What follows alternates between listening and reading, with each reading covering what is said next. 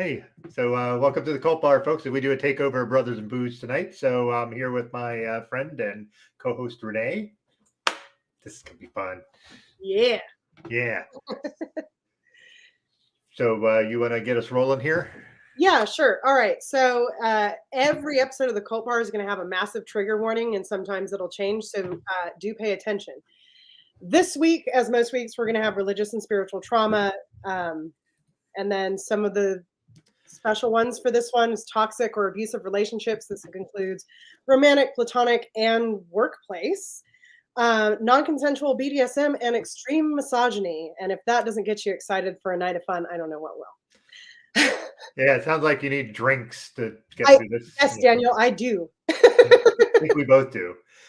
So yeah, why don't we, before we get into some of the other things, why don't you tell us what you're having, and then I will let you know. So we'll have our theme drink introduction. A theme drink, and I'm gonna plug a maker if that's okay, because I have mine in my special cup. This is my Bad Witch Energy. Oh, see, I blurred, so forget it. Anyway, I have a really cool cup that says Bad Witch Energy from Crypt and Coffins, and I'm drinking a Mind Eraser because the drink called the Brainwasher sounded horrible. Yeah. Yeah. And I want to erase my mind after doing a deep dive on this cult. So we've got Kahlua, Cheetos vodka, and club soda. And actually, it tastes amazing. It's the blonde roast Kahlua, too, which I've never had. And it's by itself and in the drink. Nice. That's a good choice. I went with something that a little bit more obscure. So mine is just called a burnt orange cocktail. Can you figure out why I use burnt orange or just burnt? Oh, you told me there was going to be a quiz, and no, I don't know. Because, spoiler alert, some of the people in this cult were branded burnt skin. Oh, got it. So yeah. Yes, Zach, that is bad. Zach bringing it in early. Let's go. Oh man. So well, before we start, I think I asked if this would be okay because it was important to me. This just a few days ago, one of my friends, Tom Hoffman, lost his battle with addiction, and unfortunately is no longer with us. Tom is a lot of the folks that follow the show are part of the Dad Bloggers group or tangentially know folks in that group. Tom Hoffman was probably the most gifted writer that I knew personally. Like, just he'd write stuff that, especially slice of life stuff, that was just like really just heart-wrenching, beautiful, eye-opening. Just he could do it, and it was like seemingly effortless for him. He mentioned many times he was most comfortable behind a keyboard, and man, could that guy write. He's going to be sorely missed. He would call me at like weird hours because he was a walker, and he, as he was trying to work through his addiction, he'd go walking. That's how he tried to cope, and we would have many a conversation about a zillion things. It has been something where our group kind of knew it was coming, and a lot of our group was looking to try to see if they could get in contact with him to make sure he was still all right. And then, unfortunately, yes, Zach, you're exactly right. A storyteller is a great way to describe him. So it's a bit weird to cheer him with an alcoholic drink, so I will not do that, but I will just say, Godspeed, Tom. Thank you for the time that you gave us, and rest easy. So, on that cheery note. Yeah, well, I just want to add, I didn't know, Tom, but addiction struggles are very close to my heart. As Doug knows, I'm actually going to school to become an addictions counselor. So these kind of things always hit me hard, even when I don't know the person involved, because obviously it touches a lot of people. A lot of people lose when you can't win that battle. So yeah.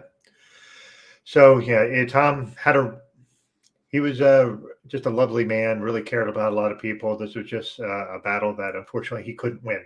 And, the world is poorer for it that he's not here. So, rest easy, Tom. Thank you for giving me the time to say that.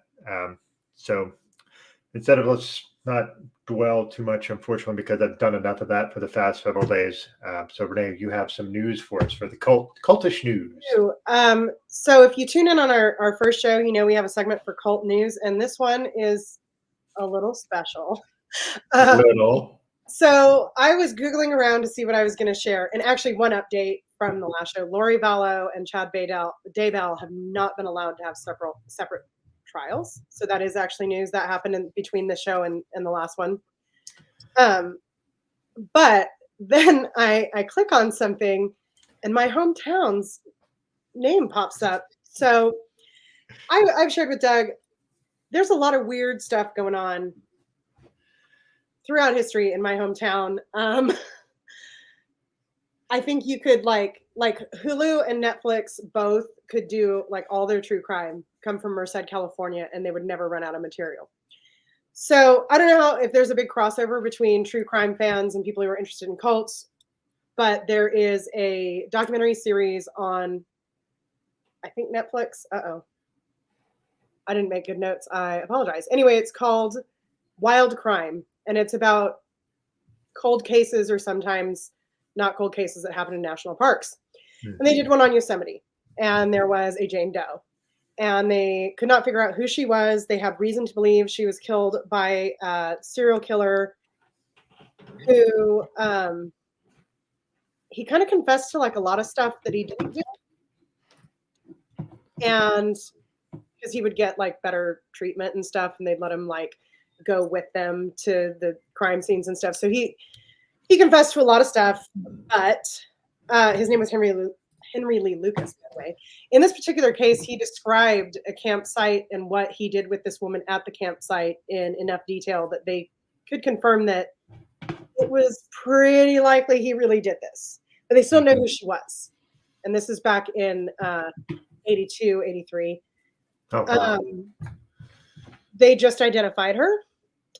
And her name is, telling you guys. Wait, we're keeping the Brothers and Bruce professionalism going here. So yeah. Good.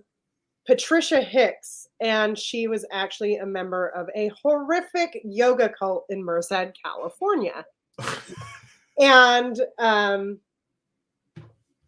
the guy was arrested and charged with a lot of really terrible crimes, including pedophilia. So, right. But for whatever reason, the sheriff's department decided it was fine to let him go on bail.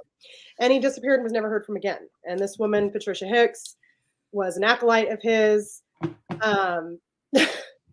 Sorry, I just saw. Great comment, John. Yeah, I was. Yeah. So she's in Merced. She's like hanging out with this really terrible guy who's running a cult through the Parks and Rec department, by the way. So yeah, that's fun. Leslie Knope would be horrified. Anyway, so he disappears, and she's, I guess, at a loss for what to do with her life, and she leaves Merced, which is known as the gateway to Yosemite, goes to Yosemite, is never heard from again, and all these years later, 39 years later, is finally identified. So wow, there's your cult news for the day, and hopefully there's not going to be another Merced cult news. Yeah, and a yoga cult, like you said, it's a stretch, and I was just like, boy, that's not a phrase you hear strung together, a yoga cult. Right. When I first read it, I was like, no, there's tons of those. And I was like, oh. Oh, yeah. No, there is like things that I see sometimes on like TikTok where they talk about like wellness and all that, and there's like a pipeline to like white nationalism and all this stuff. It's wild, but yeah. Yeah. Well, I'm glad they identified her. Like, it's amazing that they could identify someone like freaking 40 freaking years later. Like, how that's pretty cool. It sucks that happened, but it sounds like they just love the technology. Yeah. So when she was first found, all they found, this is horrible. All they found was a forearm and a skull without a jaw. They haven't found anything else. And, it's Yosemite, like animals could have been involved. Who knows? So they were able to like recreate what they thought she looked like and all that. But it wasn't until recently that they were able to, I think, DNA test it. Because as time goes on, you're able to run DNA tests with less and less DNA. I would think it would be the fresher, the better. I don't know why that, like, why would it? I don't know, you know that? Because I'd never heard that. Yeah, no. So The there's actually fresher, a the podcast. better. Oy vey, Doug. Yeah, that's Better. terrible, but accurately, there's a podcast called the Long Dance Podcast where they're investigating a cold case, and what comes up is like they have DNA, or they have something that has DNA on it, and when they try to test it, there's just not enough to run the test. But previously, you needed so much more.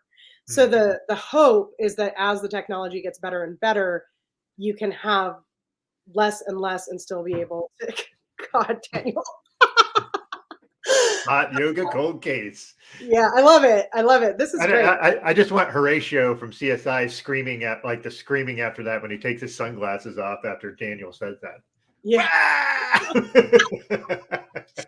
Yeah, so it's weird, but like as technology gets better, like cases from a million years ago. I mean, Yeah, that is a stretch, but yeah. that would be a stretch.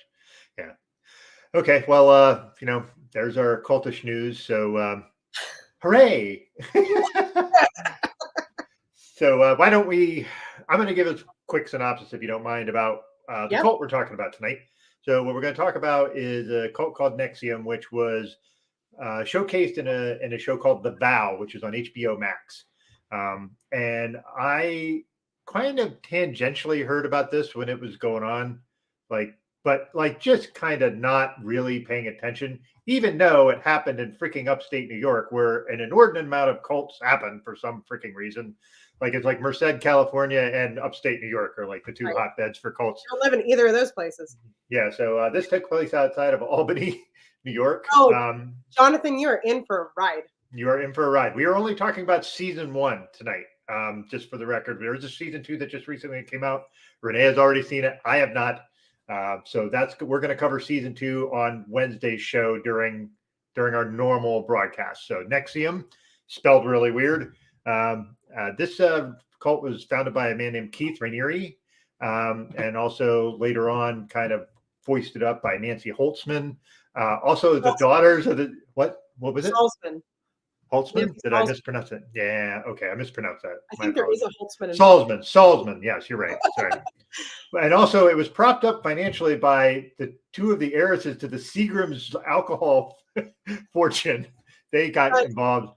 Someone says, is that the one with the woman from Smallville? Which, yes, Allison Mack. Allison Mack was in it. She was a very prominent member. Yeah, that's the one. That's her. There was also a lady who was in the Star Wars. Her name's Bonnie, and her last name escapes me. Seisman? I'll look something. Yeah. So, but her and there was Mark Vicente was like one of the early adopters. But this show takes you on a tour of how it started and how it gradually got to be more and more culty. Yeah, that's right. She did play Aunt Beru. You're right. I couldn't remember the character she played. Yes. So just how this kind of evolved and grew and how it got to be, yeah, that woman in Star Wars. I'm not a Star Wars fan, Zach. I know the first 3 movies that were released, and I've seen them each like twice, so I'm not an expert. You guys are the experts. I leave that shit to you. That's why we get to be friends. Yeah. But we get into the season 1 goes through the build up, how it gets there, how it starts to turn really weird. And then when people start getting out of NVIXM, including this Mark Vicente, we have also people that fled earlier that it gets really hard for them because NVIXM makes their life miserable. We get to the point where as it gets towards the end of the season, they start talking about the sex trafficking element to it and the psychological abuse as it builds up, and how especially the misogynistic build up with Raniere and his language within it, and how he kept trying to say that he was empowering women while just completely putting them down, and then trying to empower men to basically lord over them. And the season ends with Raniere and a few of Nancy Salzman and her daughter and Allison Mack and a bunch of other people getting arrested by the federal government. Yeah. And that's where we end the season. So that was a very brief synopsis. And just a heads up, we're not going to be able to touch on everything that happened in season 1. It would be impossible. Absolutely. We would be here for 6 hours. Yeah, so, it took us 2 hours to do 3 episodes for the last one, and this is this is 9 episodes. Seasons, yeah. As Daniel Fisher mentions, it's Bonnie Peace, by the way. I looked it up. Yep. So I was way off. She did get to go back to acting, and she was in the Kenobi show. So, oh, that's good. Anyway, I'm ignoring Zach's question. Yeah, I'm going to ignore that one too. Sorry, Zach. We're not putting that one up on the screen either. That was a little much. But hey, so that's kind of the synopsis of what we were going over here, because there's a lot, like, and you and I are kind of focused on some things that we think really need to be talked about, or things we found really interesting. So right. The good news is it's on HBO. You can watch it. You can talk to us afterwards and say, wasn't that fucked up? Because you're going to say that a lot. Oh, yeah. Yeah. So yeah. Why don't we get to your first point of contention, Renee? Because we got several we want to get to. Let's get the ball rolling. We don't even have enough time for all my points of contention. So let's just... Oh, that's true. But, so this starts out, the thing that's the funny thing, okay? Because all of these cults have a few funny things about them. Keith Raniere made a lot of really off the wall and bogus claims about himself. So he claims to be the smartest man in the world with an IQ of 240. He claimed to be a judo black belt champion, which it comes out later that was when he was a child. He was 11, I think. That's what they say in the documentary, and I couldn't source that for sure, but I had heard somewhere else that it was like Karate Kid strip mall. Yeah, it was not. Anyway. And then he has claims of like he had hyperspeech. He was speaking in full sentences by the time he was a year old. He taught himself college math when he was a little kid in like 3 days. And also, what is college math? Because college math could be anything, but you know, could be remedial math. Right, all of it. He did all. When I went to college the first time, I had to take algebra again because I failed it too many times in high school. Me too. I didn't learn it in 3 days though. So no. Yeah, and very, very giving some Kim Jong Un vibes, right? Like the whole thing where he was talking about like he had like 11 holes in one of them around a golf, like that kind of shit. It's like the Raniere was giving very much that. You get through this list and you're like, okay, but who cares? Like, how does being a black belt in judo help you teach me how to overcome my issues in life? Like what? So first off, he's not the smartest person in the world. There's actually there's a record of it. I found an article of like the 10 smartest people in the world, but the woman known to be the smartest person in the world, and it was a woman, so Keith Raniere is probably just so mad, is Marilyn von Savant, which actually I think is really great, but her name is Savant and she's got the highest IQ recorded. Like, that's killer. Anyway, she's a writer, and her IQ is 228. And she is married to a man who's definitely made more of an impact on the world than Keith Raniere, despite not even being as smart as his wife, because he invented the artificial heart. So I think that's amazing. Yep. And they actually didn't say his name, which I love, because usually it's always like when a woman does something amazing, it's like wife of so-and-so. And in this case, it was like, yeah, the guy who invented the artificial heart. Anyway. Yeah, whatever. That guy.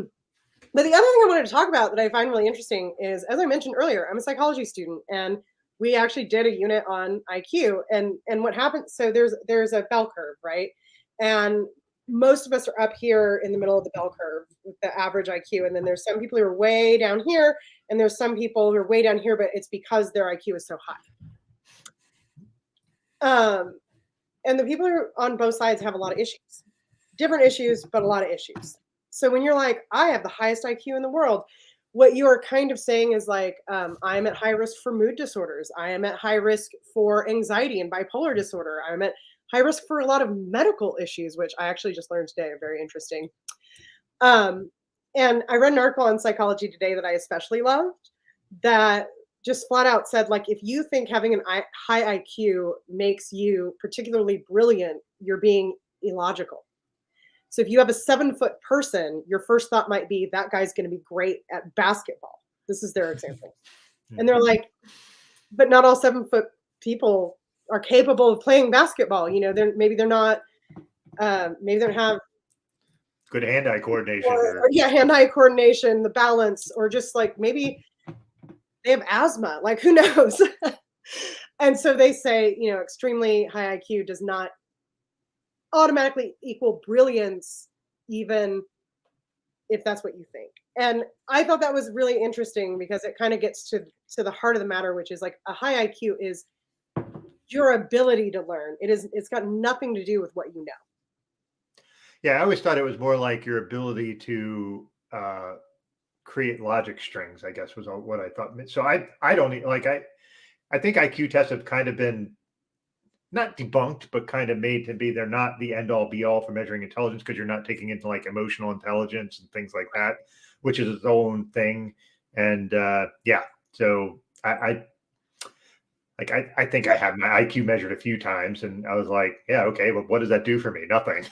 Well, and that's the thing that a lot of people don't understand either is that the IQ tests that like you or I would get to take are not respected by anybody in the field. You have to have a PhD and be very specialized to even administer one.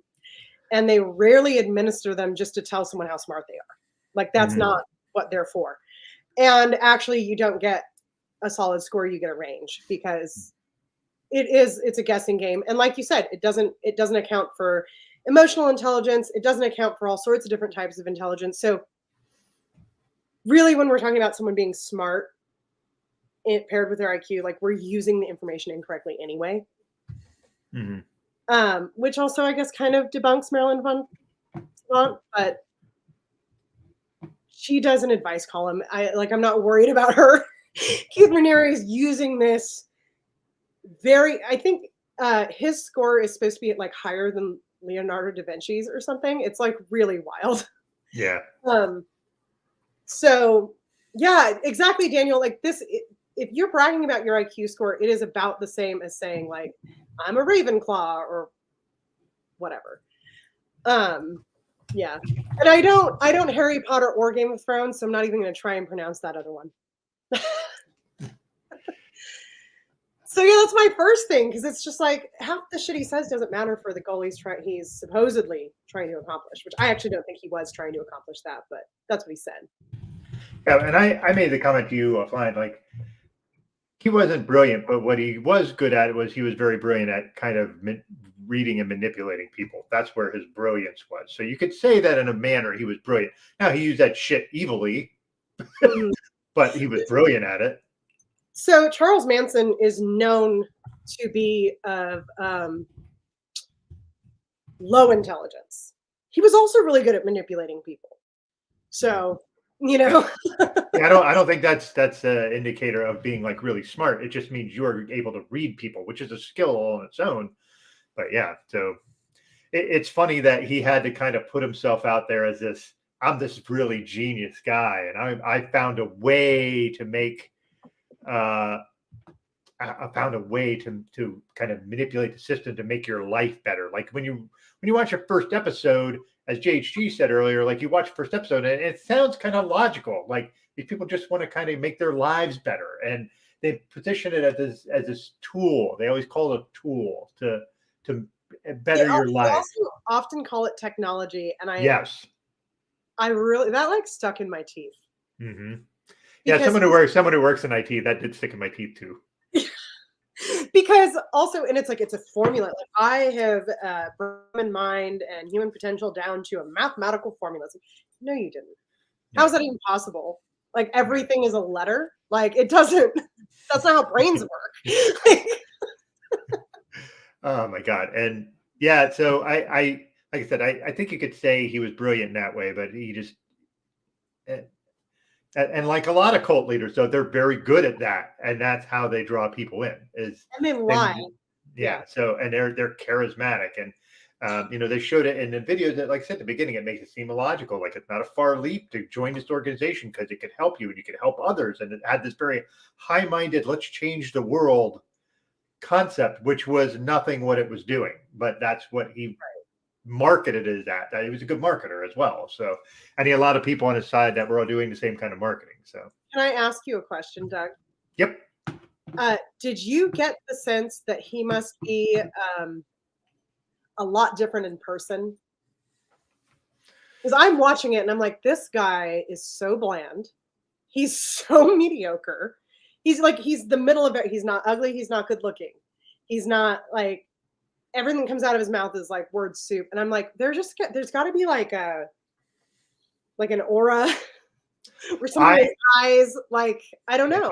I don't think. I think it's his tone. If you hear him talk, it's not often he gets elevated in his tone. It's the same thing that you hear with someone like, and I'm going to use some conservative voices here that say wackadoodle shit, but sound sane because they use a tone. Jordan Peterson, Prager from PragerU, I can't remember his first name. Both those guys are fuckheads with bad ideas, but because they talk really, really, really soft and just kind of just straight at you, and they seem really earnest, right? And that earnestness is, I think.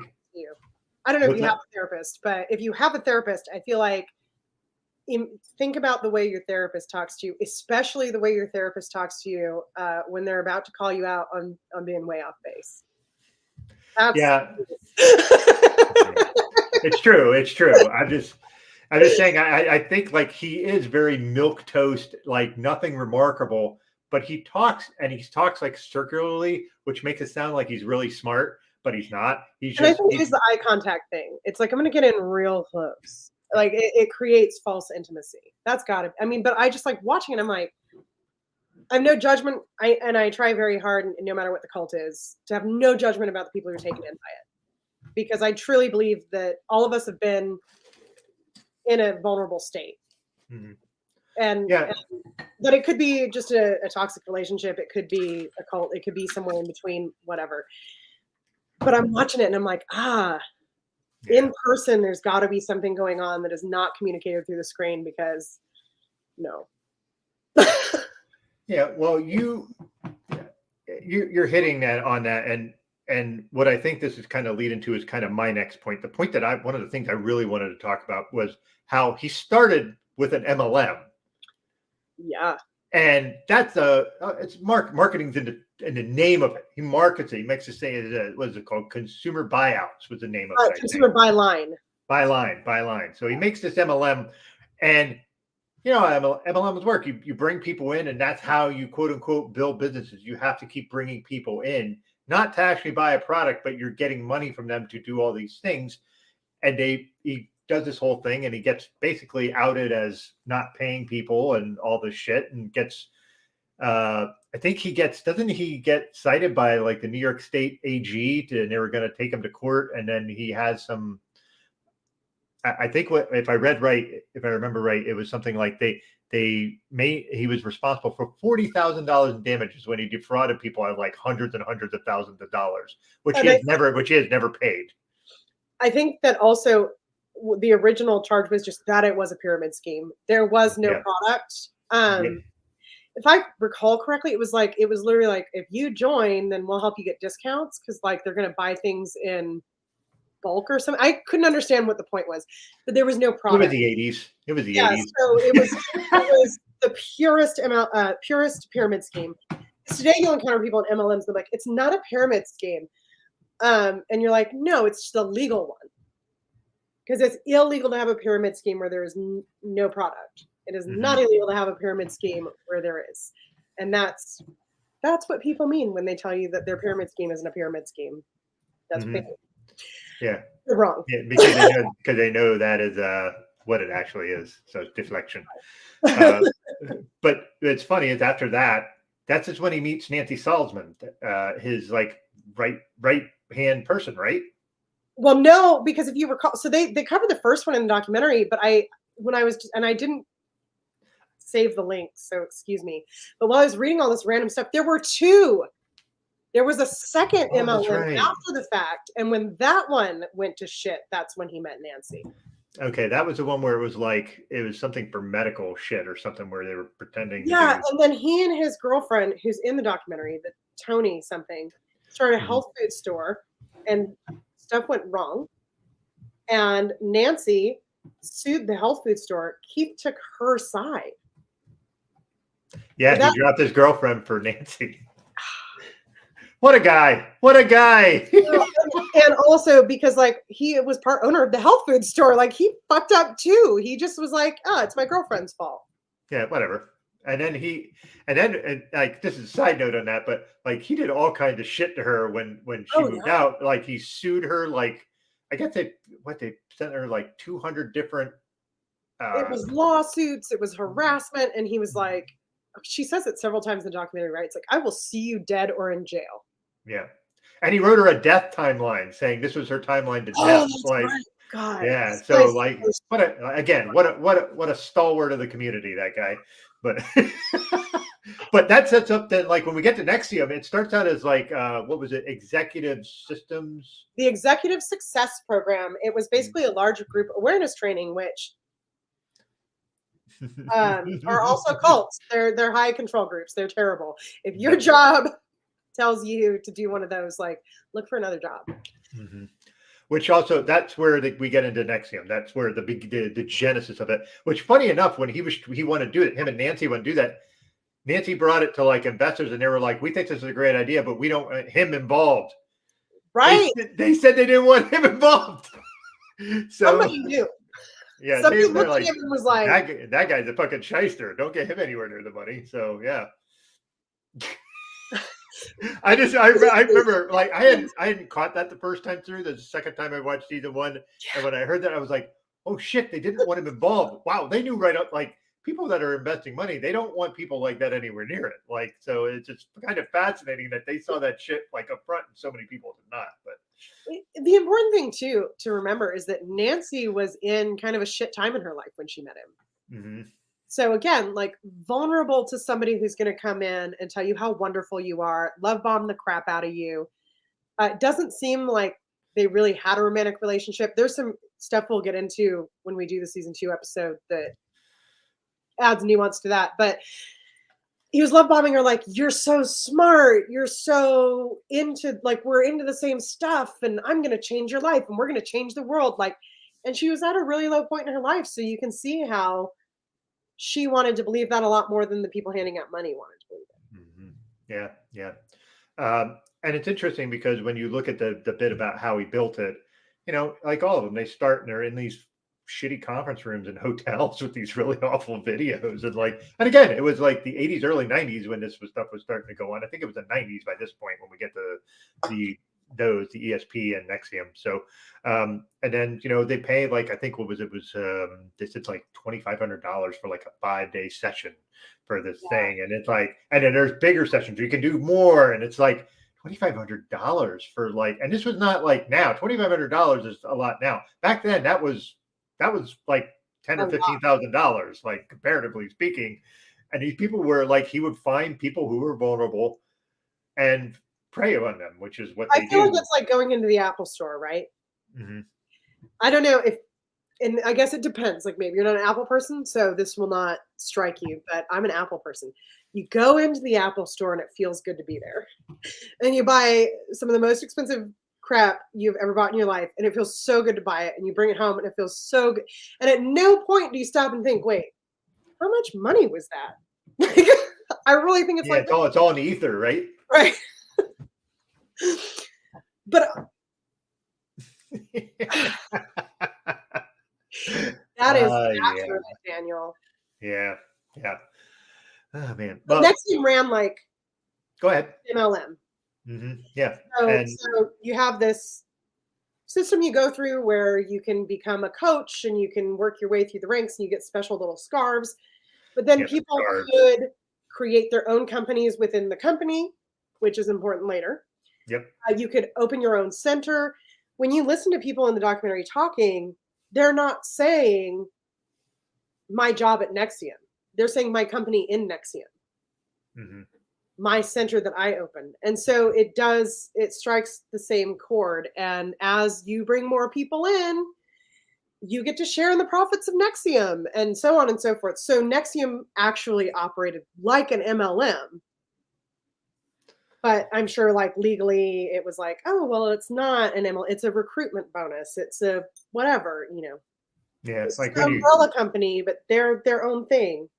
Yeah, and then you just said, and again, I have to say, the scarves, sashes, whatever the fuck they call them, that was the goofiest fucking thing. But it's like, you think, how did people not look at that and go, what the fuck is this? Like, but they did, Doug. They did. They were like, they did, but they just were like, you know what? I need to better my life.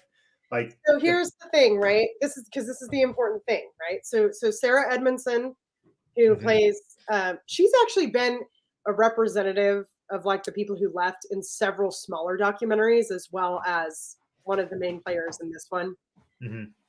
She said she meets Mark Vincente on a cruise, which, God, just another reason not to go on a cruise. Okay, just don't. Fuck cruises. They're petri dishes anyhow. Fuck that noise. There's some wild negging stuff on her. Because, like, I don't know if you recall that. I don't know if you guys at home have seen it, but he's like, what do you lose if you stop coughing? Maybe you're coughing because you want attention. It's like, maybe you're coughing because you're on a fucking cruise ship. Like, anyway, he convinces her to go. And she's like, this is the stupidest crap I've ever seen. This is bonkers. She even calls him or texts him and tells him this. And he's like, just stay, just stay. Day 3, she's into it. Okay. So she has her own podcast now. Well, her and her husband. Yeah. And they brought on Steve Hassan, who is one of many cult experts, and he's the author of the BITE model for cults, which some people will say is the best out there in how to identify a cult, and some will say it's not. Whatever. I don't have a strong opinion either way. But he was a Moonie, and he said same thing happened to him. Day 3, first 2 days, this is stupid. This isn't what I thought I was getting into. Day 3, he's into it. And he said in his research, in helping people leave cults and helping people deprogram, I think deprogram is a word that's fallen out of favor because the deprogramming movement of the 80s and 90s was real bad. But helping them break free. It's common. And what they do is they get you through the door with a lie or a misrepresentation, and you spend a lot of money, or you traveled a really long way, or whatever you thought you were going to get out of it. And day 3 is where your brain starts justifying the time you've spent there. Because day 1 and 2, you're talking yourself into staying because of your sunk cost. Day 3, your brain goes, okay, well, if we're staying, there must be a reason. And that is where many people have this shift where they're like, maybe this could change my life. Well, maybe those scarves aren't so goofy. Well, maybe whatever. And so that was actually really interesting to hear. So his advice, by the way, was if you go to a place for a weekend or a 5-day or whatever, and you start feeling like it's bullshit, just get out. Waste the money. Who cares? At least you're not in a cult. Yeah. Like, if your gut's telling you that, maybe listen to your gut and get the fuck out of there. Yeah. Yeah.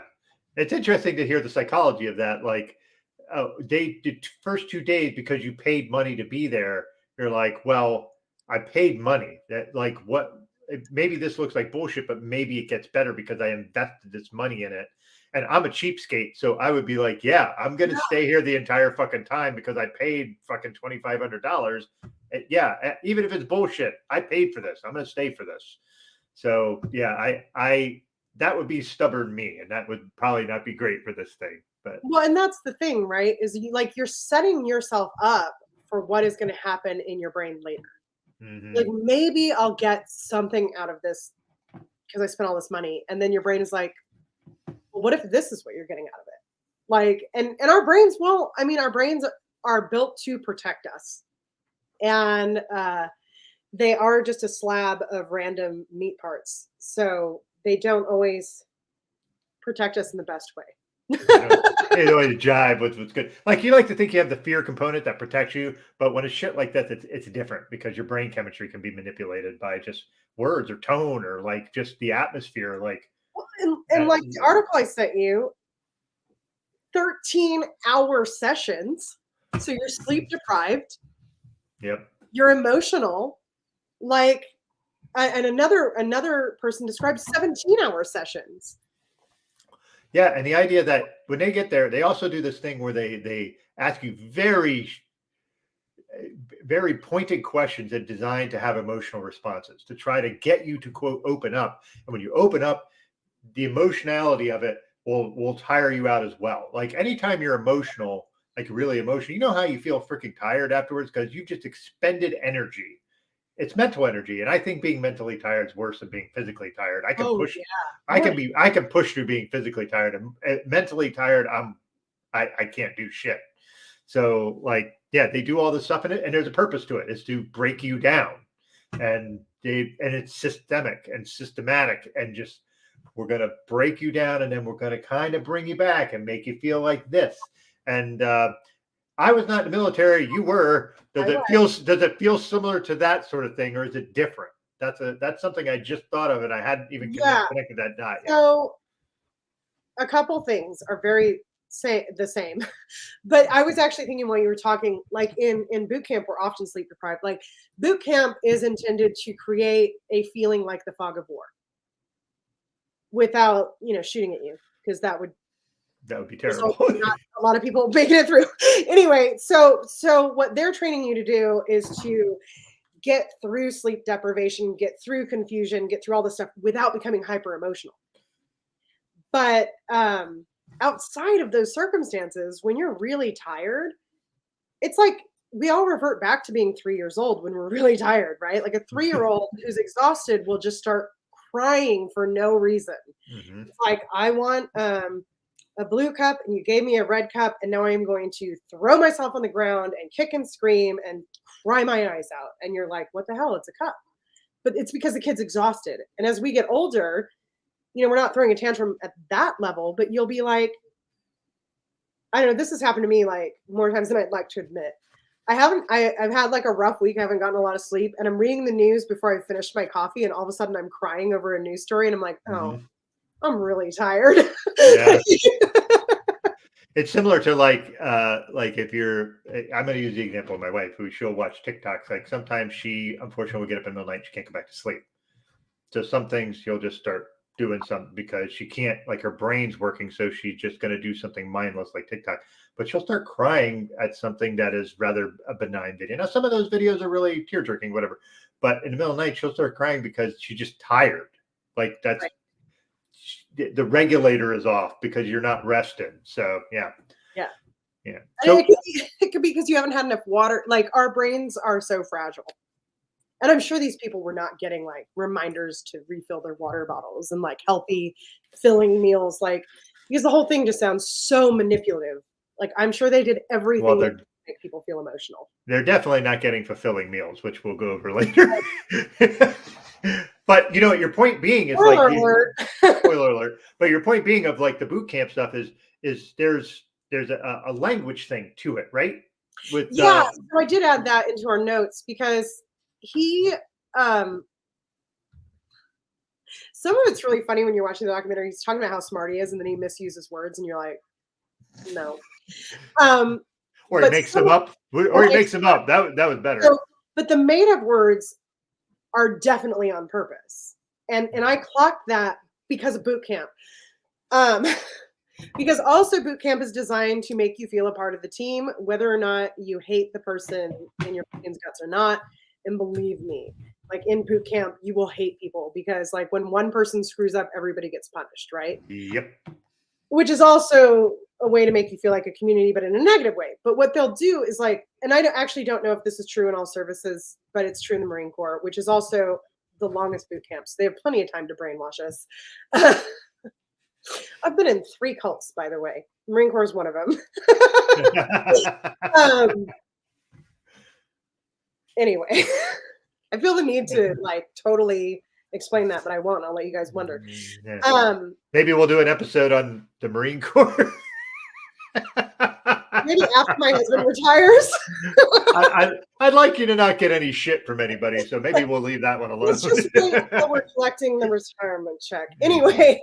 Yes. No, so when you get in there, everything has a different name.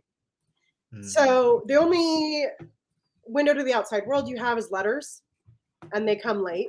It takes a really long time to go through military mail. You've got a window, but your window is to the rest of boot camp. You're not seeing, it was like a treat if our senior drill instructor would tell us like about the news, right?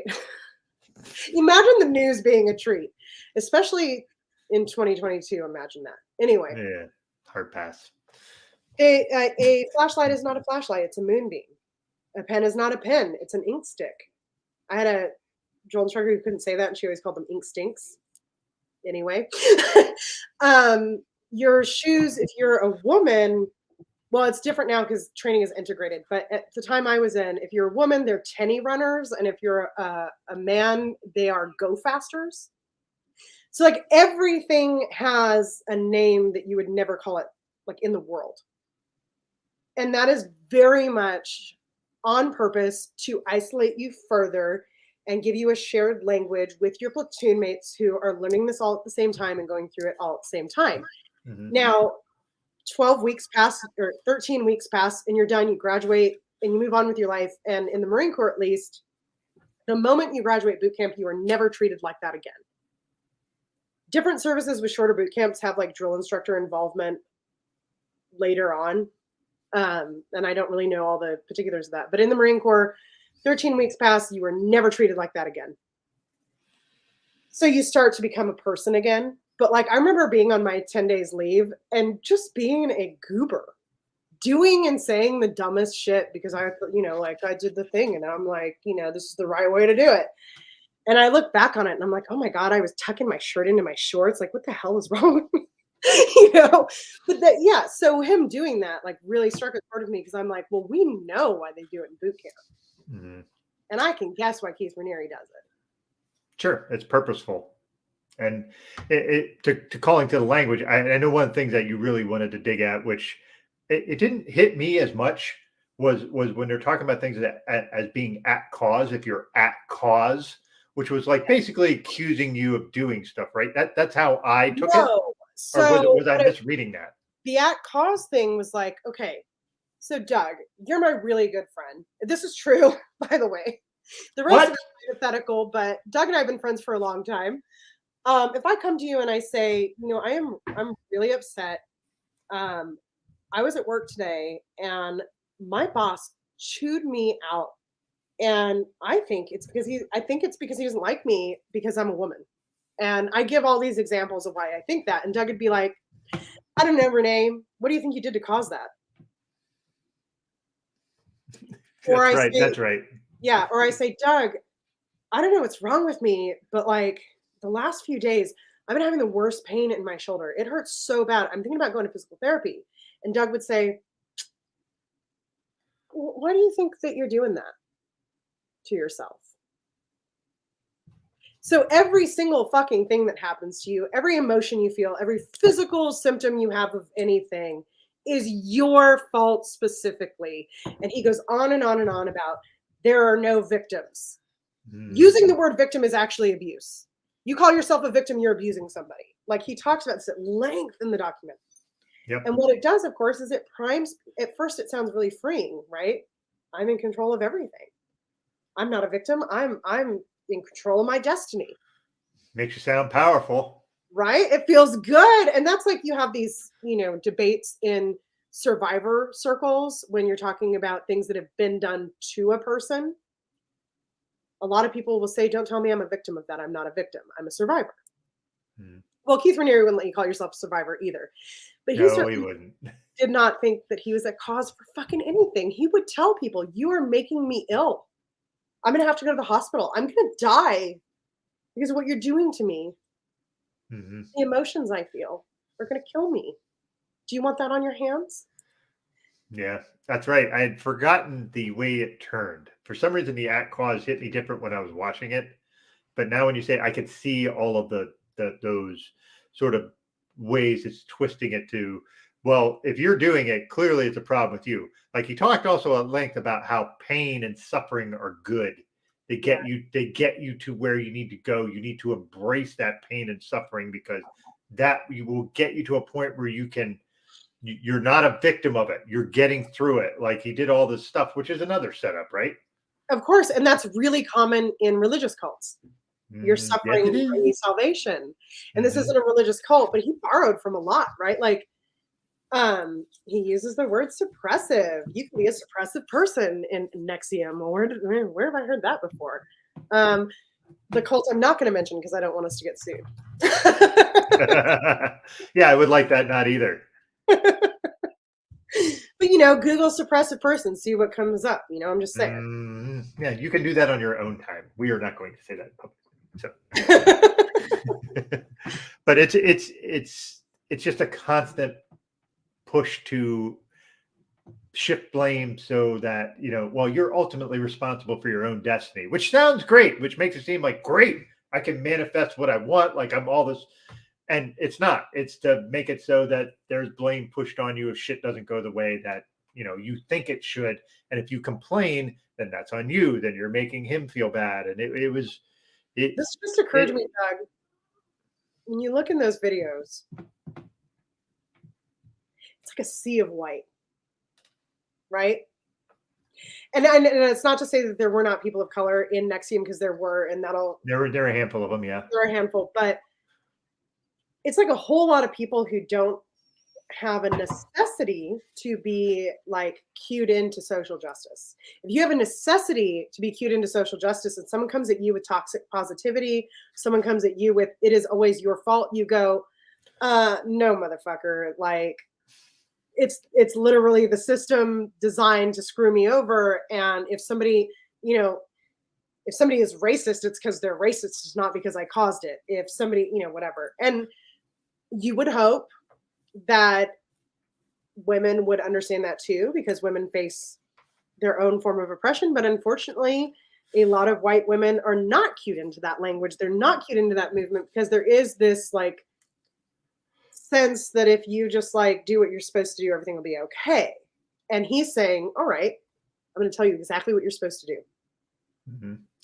It's the bubble of protection that especially white supremacy and a systemic oppression offers white women, right? I've heard this.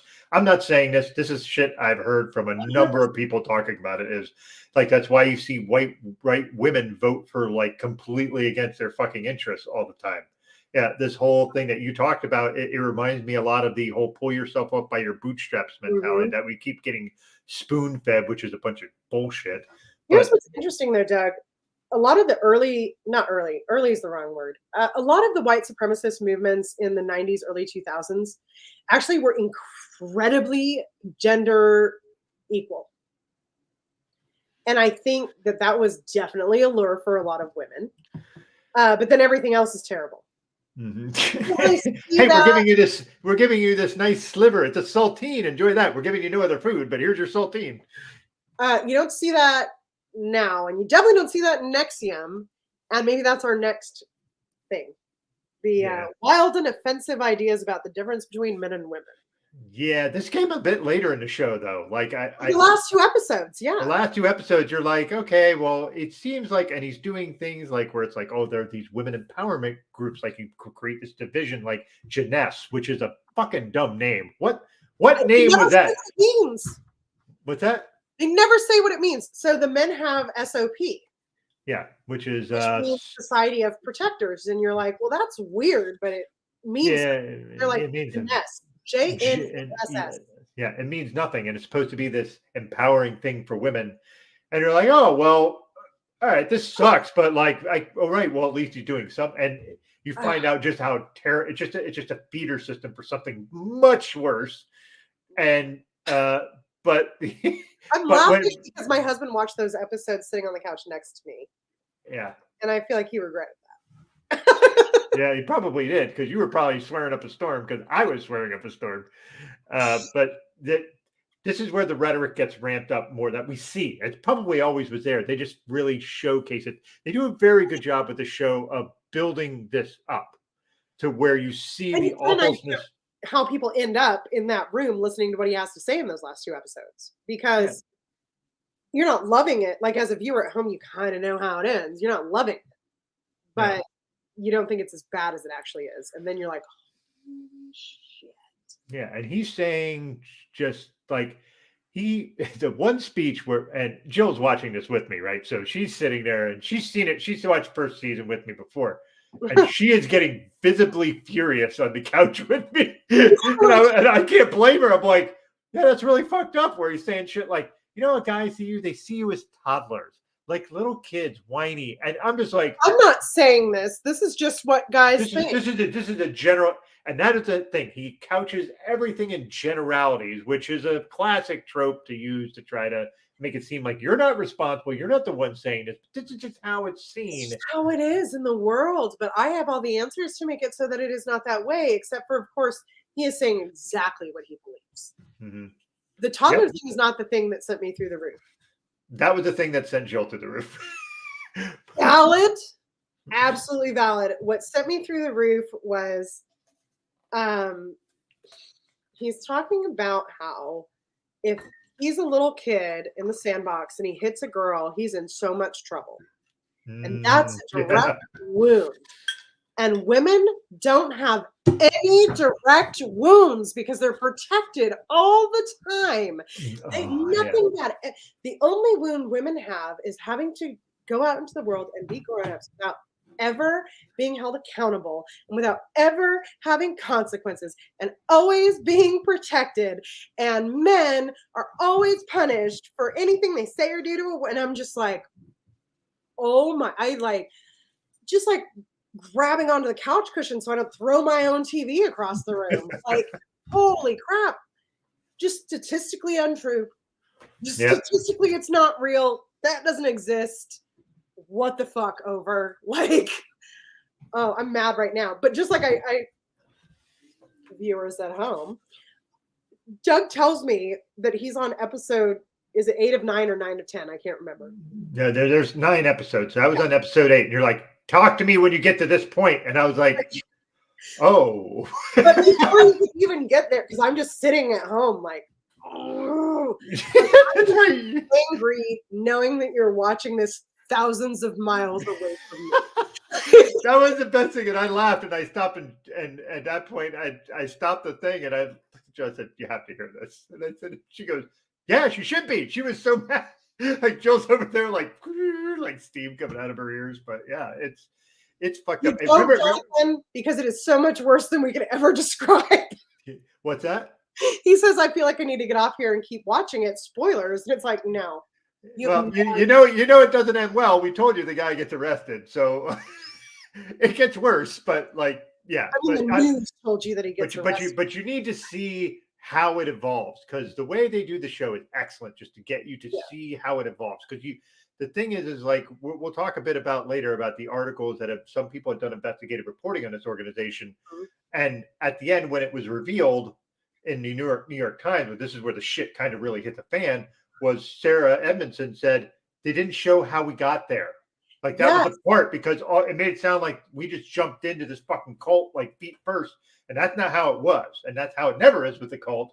But like it was interesting in that to see that bit. So one of the most powerful scenes in season 1, and I don't know if you agree, but we did talk about this, is like there is a point at which there's a woman involved. It's Catherine, right? Oxenberg? Catherine Oxenberg, yeah. She is not part of NVIXM, but her daughter is. Her daughter's in the middle of it. She's involved in this because she wants to get her daughter out. Now, Mark Vincente, who by trade before he entered NVIXM was a documentary filmmaker, and his wife Bonnie are trying to, it's my opinion, Mark is trying to undo the damage he did, which I think actually is amazing. I agree. And I would compare him to Mike Render. And again, you can Google that name on your own. I'm not saying any more about what he's involved in. Would we get sued if you did? Right. But Mike Render's a person. So you can Google him. Yeah. And I do think it's admirable. And I think that's part of this thing where you have to like come to terms with the way that you were manipulated, but also come to terms with the damage that you did, which cannot be easy. And I don't envy anybody in that situation on a small scale or on a scale this big. But Catherine Oxenberg is talking to Bonnie, his wife, and she's talking about the crazy things that she did as a member of NVIXM to be a good wife. And Catherine Oxenberg is laughing. And at first they're both laughing. And then she stops and Catherine keeps going and Mark interrupts. And he says, I think we need to stop talking about this. I don't think that we're, not enough time has passed. And he points out that he believes that Bonnie is getting triggered. And in that moment, I was like, oh, what a good guy. But then it's clear that he's being flooded. Because he's hearing these things that she did that made him in control of her. And he kind of goes off for a minute. And again, I won't spoil it for you, Jonathan. You got to see it. But one of the things he says is he's like, we didn't join a cult. Nobody joins a cult. We thought that we were doing something good. And I thought that was so powerful, because I think a lot of people sit at home, they listen to the podcast, they watch the documentaries, they, read the books, whatever, and they think, well, that would never happen to me. And that's just, it's irrelevant. Even there's a guy in the documentary who was like, well, I would never fall for NVIXM because this and that and the other. And it's like, okay, maybe not NVIXM, but I bet there was a time in your life that you would have fallen for something else similar. Yeah, we're all vulnerable in some way, right? So some things, you just get something that hits you just the right way at the right point in your life, and it's easy to get sucked into those things. I admit I do this all the time. We're like, a lot of times I'm like, how the fuck did you get to that point? Because a lot of things don't set up and show you how you got to that point, how those people got to that point. Those people are vulnerable and they're getting sucked in, but how did they get to that point, with the extreme point? And the thing is, this show does a really good job of showing you how they got to this extreme bit at the end. And for the record, folks, for those of you who are not old like me, Catherine Oxenberg was an actress on Dynasty back in the day, and also a member of the royal family.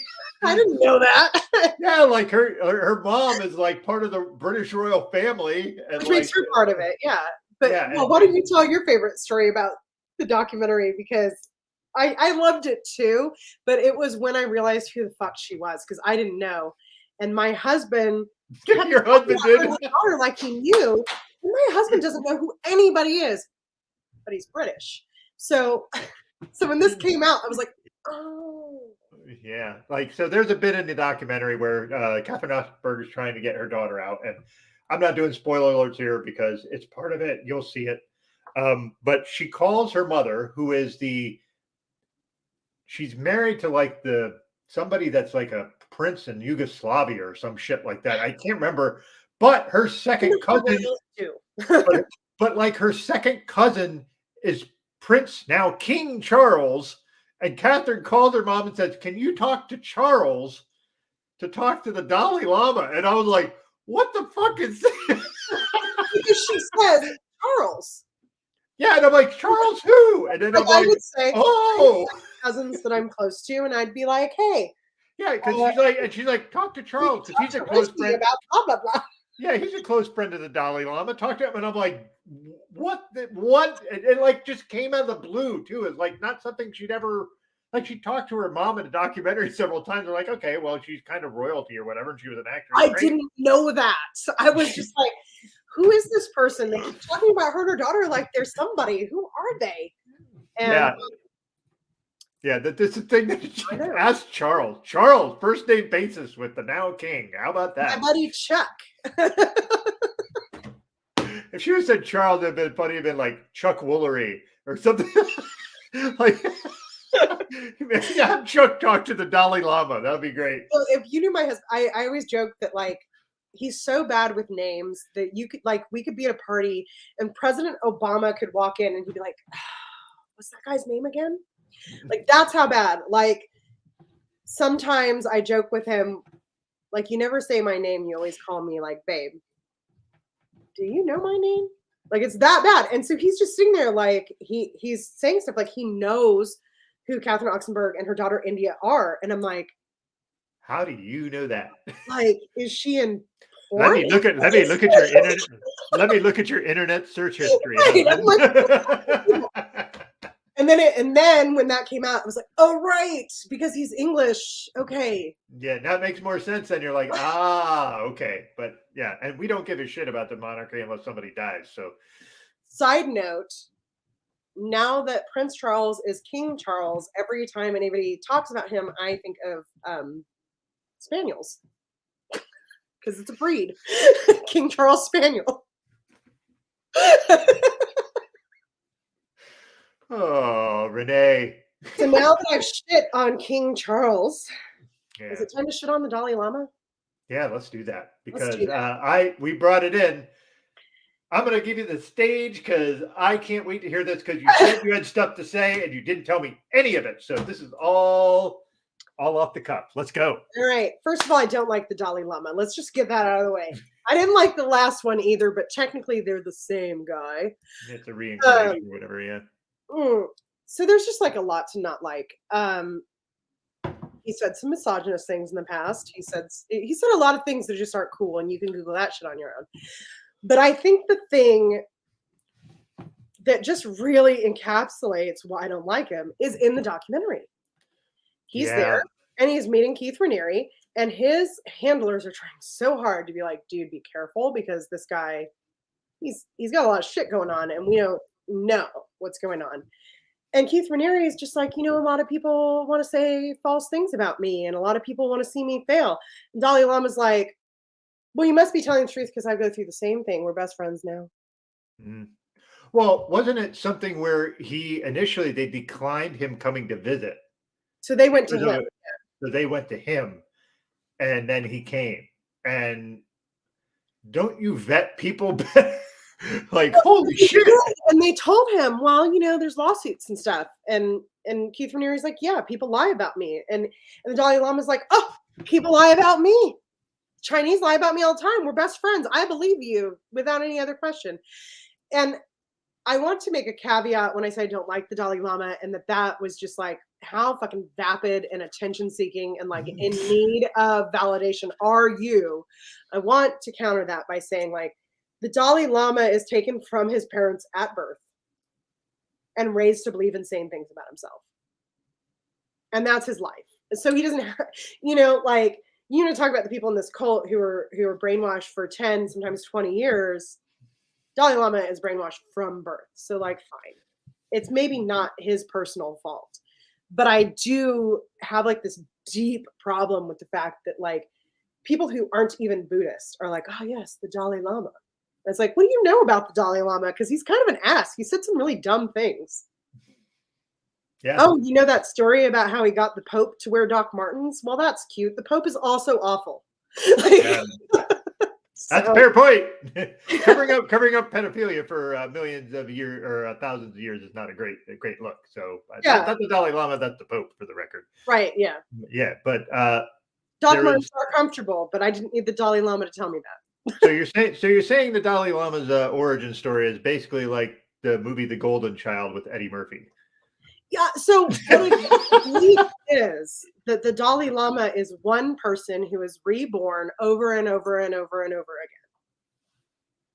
again. Now the problem with that is that one Dalai Lama is alive and a baby is born, and like, that'll be the next one. And I'm like, how does that work? Yeah, that's not how reincarnation. Unless it's an empty vessel that just sits there. Like, how does that work? I don't know what the indoctrination of that child actually is, but he's taken from his parents as a newborn and raised and groomed to be the Dalai Lama and to believe that he is the last guy and the guy before that and the guy before that, going back ad infinitum, which, maybe he is really that desperate for people to have things in common with. I don't know, but he's just not the guy I'd go to like validate whether or not someone else is good. He's not the guy I'd go to for like advice on like how to live. And that is how he is presented to the Western world. And I'm sure that's how he's presented to Buddhists, or at least Tibetan Buddhists. And it's so problematic. And so that's the thing is, coming out anti-Dalai Lama. Which is the hot take, but a good one. So the other thing is, like, people think Buddhism, they think very peaceful. Like, there's militant Buddhists and things like that too. That does happen. There's shit that they fight and stuff. It's not all just this Zen stuff. So it depends on the region, and it depends on the practice. And like Buddhism is like Christianity in a lot of ways, in terms of like how it is. Like, if you meet a Catholic, a Baptist, a Mormon, and a non-denominational Christian and a Lutheran, they're all going to tell you that the other one isn't a Christian, but they're all Christians, right? Buddhism is the same way. There are so many different versions of Buddhism, and some are not a religion, and some are, and like whatever. So it's really complicated, but Anyway, I don't like the Dalai Lama, and this is the first time I've ever said it publicly. You can send your hate mail to the cultbarshow@gmail.com. Yes. Let your hate flow through you. Send it to us. We'll take it on. And I'll we read it. may or we may not respond, but I will read it out loud. Yeah. Oh, that would be great. Right? Like, here's some hate mail. Oh yeah, let's bring it. Then I'll feel like we need it. Not as if we don't get enough shit to worry about, but like the thing is, I would find that kind of shit funny. So exactly. Okay, well, let's read it aloud, whatever. So yeah. So now that we've done our sufficient Dalai Lama shitting upon, which I was so looking for. Speaks about Doug to the same address. No. Yes, you may. Hey, drop all that shit on me too, but I'll be happy to sit there and read it and laugh. But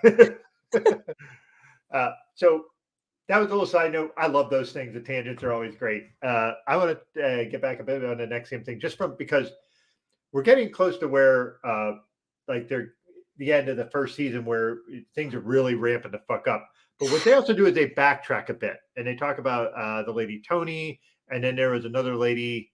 But there was Bethany. Was it Brittany? Oh God, her name's escaping me. It's not in the notes, Doug. She's not in the notes, and I didn't do it, and I did a poor job. But she was like one of the first defectors, and then her and Susan Dons.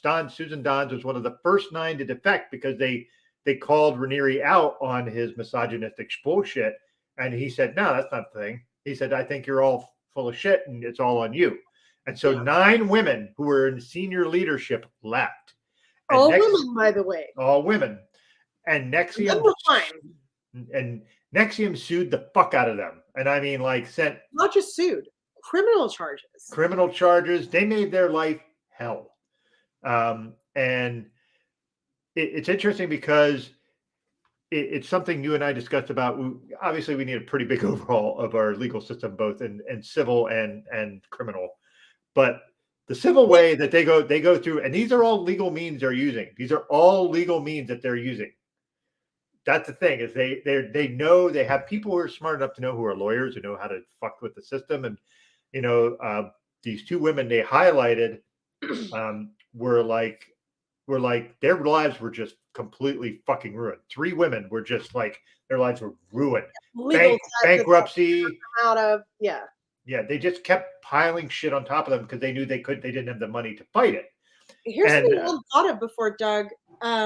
You know that if you have a criminal defense lawyer, he or she does not have the knowledge to defend you in civil court, and vice versa. Yep, it's completely different style of law. Criminal charges, they're actually most of those women are probably paying 2 lawyers, or coping with the fact that they were being underrepresented in one or the other arenas. I didn't think about that till just now.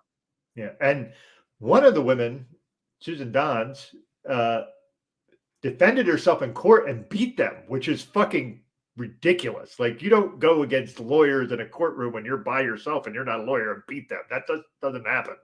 But that's the kind of evidence she had to kind of prove that they had just kind of harassed and screwed her over, to the point that, she was like a DJ on weekends because that was the only job she could get, because she had spent all day to fucking defend herself. Like, by the way, weekend DJs make minimum wage, for the record. Yep. They don't make bucks. They make low money. So yeah. So like, this is the level. And I'm going to make a parallel here. I don't think it's unfounded. Send your hate mail to me. A lot like Trump. And a lot like that other organization that you can Google yourself. Yep. And they will just pile you under legal shit because they can exhaust you because they have more money than you. And it's a gross use of the legal system. Like I said, we need criminal reform in the worst fucking way. We need civil reform in the worst way too. I would even say, like, you can break it down. You can, not that I want to give people tips, but you can harass somebody with code ordinance. Yeah. Because there'll be all these things that nobody cares about. But if somebody is specifically reporting you'll get that ticket every time. Yep. Because code ordinance is not literally driving through people's neighborhoods. You can see it in civil suits. I can just keep suing you And maybe every single time I sue you, the judge throws it out because it's a bullshit lawsuit. You still have to lawyer up and you still have to show up to that hearing where the judge throws it out.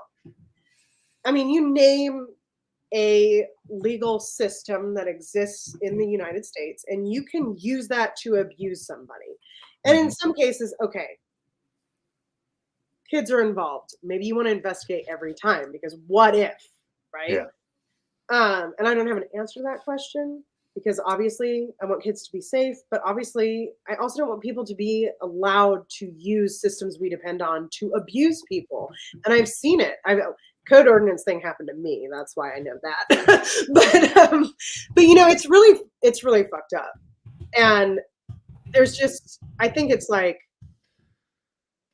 why would you be allowed to make 200 different criminal claims against the same person at the same time? Why is the person taking those police reports not like, whoa, one at a time, bud? Yeah. Like, it's so wild to me. The flip side of it is you see these people who left NVIXM who are trying to bring criminal charges, and it's racketeering and it's mismanagement of money. And it's like, it is actually several different charges. So where's the line? Is it 5? Is it 200? Is it somewhere in between? I don't have the answer. It's a little bit complicated. I have a question about that though, because like NVIXM was able to do this to these people. And then when you see the levels they had to do to get the FBI to finally go after, or even to have an article published, was like they needed mountains of fucking evidence, mountains of witnesses. How the fuck did NVIXM able to do this to these people? Like that's a flaw in the system, like a serious flaw in the system, that one group with money can just be like, yeah, just file fucking shit all day long. And the other people are like, we have all this evidence. We have people who are being abused, and there are more people being abused. We know they're being abused. Here's all the evidence we have. And they're like, yeah, it's not enough. I can't publish this article. And they can't publish this article because they're afraid they're going to get fucking hammered with lawsuits. Right.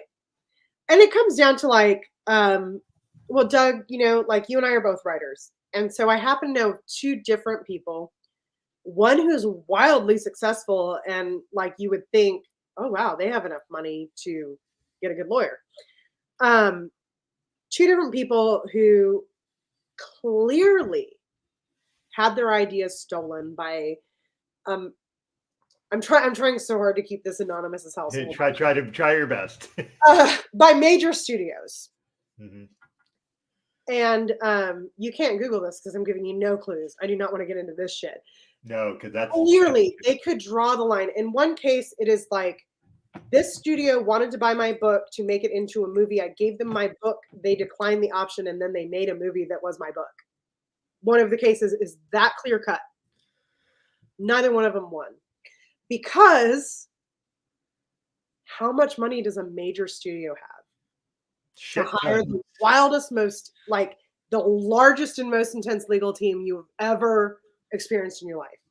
And most human beings, even if they have a lot of money, they don't have that kind of money. Yeah, there's money, and then there's fuck you money, and studios have fuck you money. So right, like Oprah money. But like there's like 10 Oprahs at any major studio, you know? Yeah. And so it's like they can throw the kind of the Avengers of lawyers at you. That wasn't one of my examples. I know. I was just trying to stir the pot. It's not them. It's not Marvel. Don't fucking come at us. It's fine. I'm just being an asshole.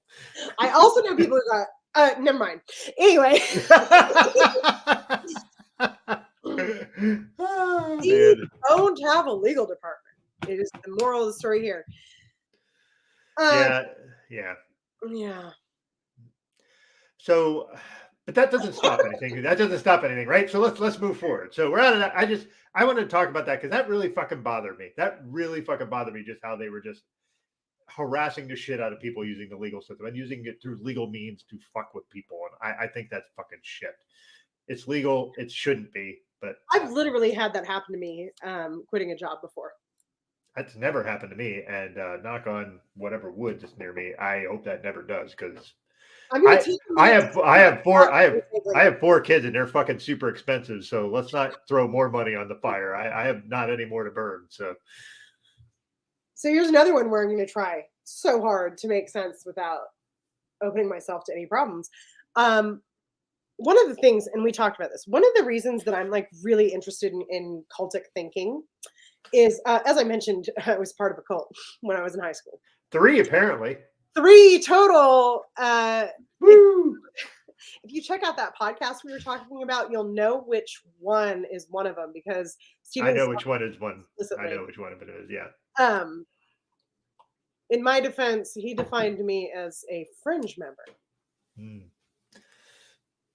Anyway, well, that's one of the reasons I'm interested, because like I've been there and I have done that, and I've had, it took me probably like 15 years to go from I just didn't want to be a part of it anymore because it wasn't right for me, but I still believe all the crazy shit they say about people who talk negatively about them, to sitting in, I have, my house is set up really weird. I was sitting in the dog run because that's like a place that can sometimes be protected from the wind. And I was reading a forum on Reddit. I'm not going to say who it was, because like we're going to have to come to a decision later on about whether or not we call what I think is a cult on this show. Okay. To be continued. Put a pin in that. I was reading a subreddit, and I read a few posts of this subreddit, and I went, like, it just hit me all at once. Oh my fucking God, I was in a cult. Like, and it ruined me. And my husband wasn't home that night, and I was by myself, and like, and this was like almost 4 years ago. And I talk about it in therapy a lot.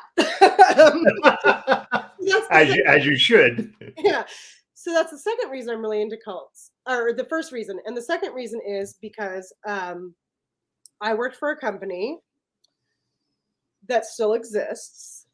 And when I joined the company, I was love bombed like crazy. I had not learned my lesson from being in a cult in high school.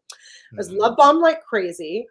I thought that I was making a huge difference. I worked like 100 hours a week easily for like next to nothing. And then when I started to put together that things were not right, and I decided to quit, I was threatened with being sued for everything under the sun.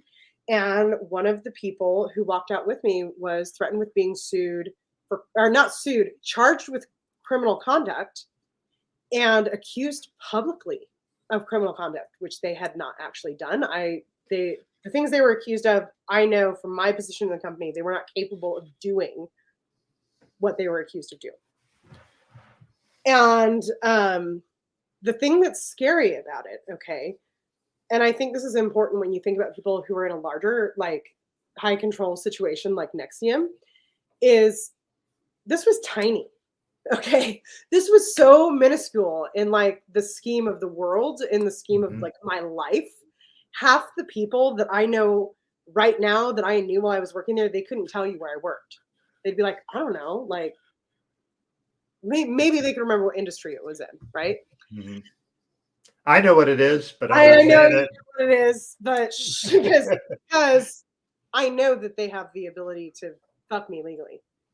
It was tiny, and it really fucked with my ability to do a lot of things because of how it spread. And a lot of times there's no way to explain what happened to you, or why you did the things you did, that anybody else will understand. And that's one of the reasons I had a lot of sympathy for what you were mentioning earlier, when people were like, yeah, they said what happened, but they didn't tell how we got there. Because you just don't get it. And then they say, well, why didn't you speak out? And it's like, you should have seen what I was threatened with. Right? And I'm like, well, I didn't sign an NDA, so I can quietly behind the scenes tell people, but I'm not going to make a public statement because I know what law firm represents them. I know how big they are, and I know how hard they go. So it's like, it is really close to my heart that this shit happens, and it happens on little, like, tiny scales, like what I'm talking about, and it happens on massive scales, like NVIXM or other organizations that you could Google that I'm not going to mention. And remember, Doug, I was telling you, actually, this is particularly wild to me. I was talking to a friend about NVIXM, and this friend told me that they had a realization they were actually extremely vulnerable to high control groups like this, because when they were training to work at a university, as the head of the resident advisors of the dorms, Mm-hmm. they recognized all of these things. That these same tactics, same ideas were used to get them basically to have a like almost cultic relationship with the university they work with. And they, the head of resident advising lives on campus. Mm-hmm. So if you quit or you get fired, you're homeless too. You don't have income and you're homeless. Like you really, it happens on every level. It really does. Like, and you could, almost everyone's had an abusive or toxic relationship. It happens on that level too. Mm-hmm. Yeah, we've all had them. And sometimes you don't, and listen, as I'm not going to say where that happened, but Right. We're going to talk about but I'm going to say that I've been in that, and when you're in the middle of it, you don't realize it. You just don't have a clue, and it takes some distance and time and the ability to kind of break that down before you kind of figure it out. And to that point, what I found fascinating was these folks, when they got out, they knew right away. It seemed like, according to documentary at least, that I mean, they left for a reason, right? Yeah, they left for a reason, but then they were active on it. Like one of the people we haven't talked about, we talked about Sarah Edmondson. We didn't talk about her husband, which has the most ridiculous fucking nickname of any show I've ever seen. His nickname is Nippy. Fucking Nippy. Okay, remember I told you that on the podcast he said his real name and I couldn't remember. Yeah, I can't remember it either, but they kept calling him Nippy. Even his wife calls him Nippy. And his name is Anthony. No. He could be Ant. He could be Tony. He could be Anthony. Could be Twan. I don't care. Just not fucking Nippy. Me. What the fuck is Nippy? Me. I don't care. Nippy is weird, and nobody ever explains where it came from. In that podcast, he's like, "I'm Anthony Ames, aka Nippy," and it's like, why would you hold on? That sounds like if you're a kid and they give you a nickname and you just keep that nickname and it's a dumb fucking nickname. Like why would you pin that on yourself? Like if your name shed that shit, man. Get rid of that. If your name is Robert and when you're a kid, people call you like Robbie or Bobby, and then you hit a certain age and you're like, please call me Rob. Yeah, right? Or Rob, whatever. Not Bobby. Like same thing with like Tommy or Johnny or like I always like listen, do what you want. That just makes me sound like you think you're still a kid. I don't. It's a judgment thing. I know it's bad. I can't help it. It's just that's where my brain goes. I want to point something out because I thought about you said something and I thought about it and I thought about it and I thought about it and here we are. You said that he came across to you in the documentary as very like alpha male. Yeah, like very dude bro. Okay, so I was thinking about. I thought thought about this so much, Doug. Great. I was in your brain all day. And you were living rent free. It wasn't a day. It was longer than that. And you were living rent free. I was on my daily walk to daylight. Anyway, we don't see a ton of him in the documentary, right? No. What we mostly get from him, and you get a little bit more in season 2, but not that much. What we mostly see of him is his reaction to finding out that his wife was branded. Mm-hmm. That's where we start really ramping up the Nippy stuff. It's right there. Right. And so I had a couple thoughts. One, as you recall, his wife is not the one who told him. She actually had someone else tell him for her. Yes, because she was afraid. I get that. I don't know that that's what I would do, but I can't guarantee you that it's not what I would do because I've never been in a situation like that in my life. And he's really fucking angry, which I think we can all understand. So to me, I'm thinking about this and I'm like, well, one, this is like probably the most horrifying thing that he's ever heard. And it's about his own wife. Mm-hmm. 2, what does NVIXM tell couples about their roles in the relationship? It's the society of protectors. Mm-hmm. And so that really, I was like, I wonder who he is now. Yeah. I've only listened to one episode of the podcast. I can't tell you. I don't know. But I wonder who he is now. Because they met and fell in love while they were in NVIXM. And so their relationship was shaped by NVIXM teachings.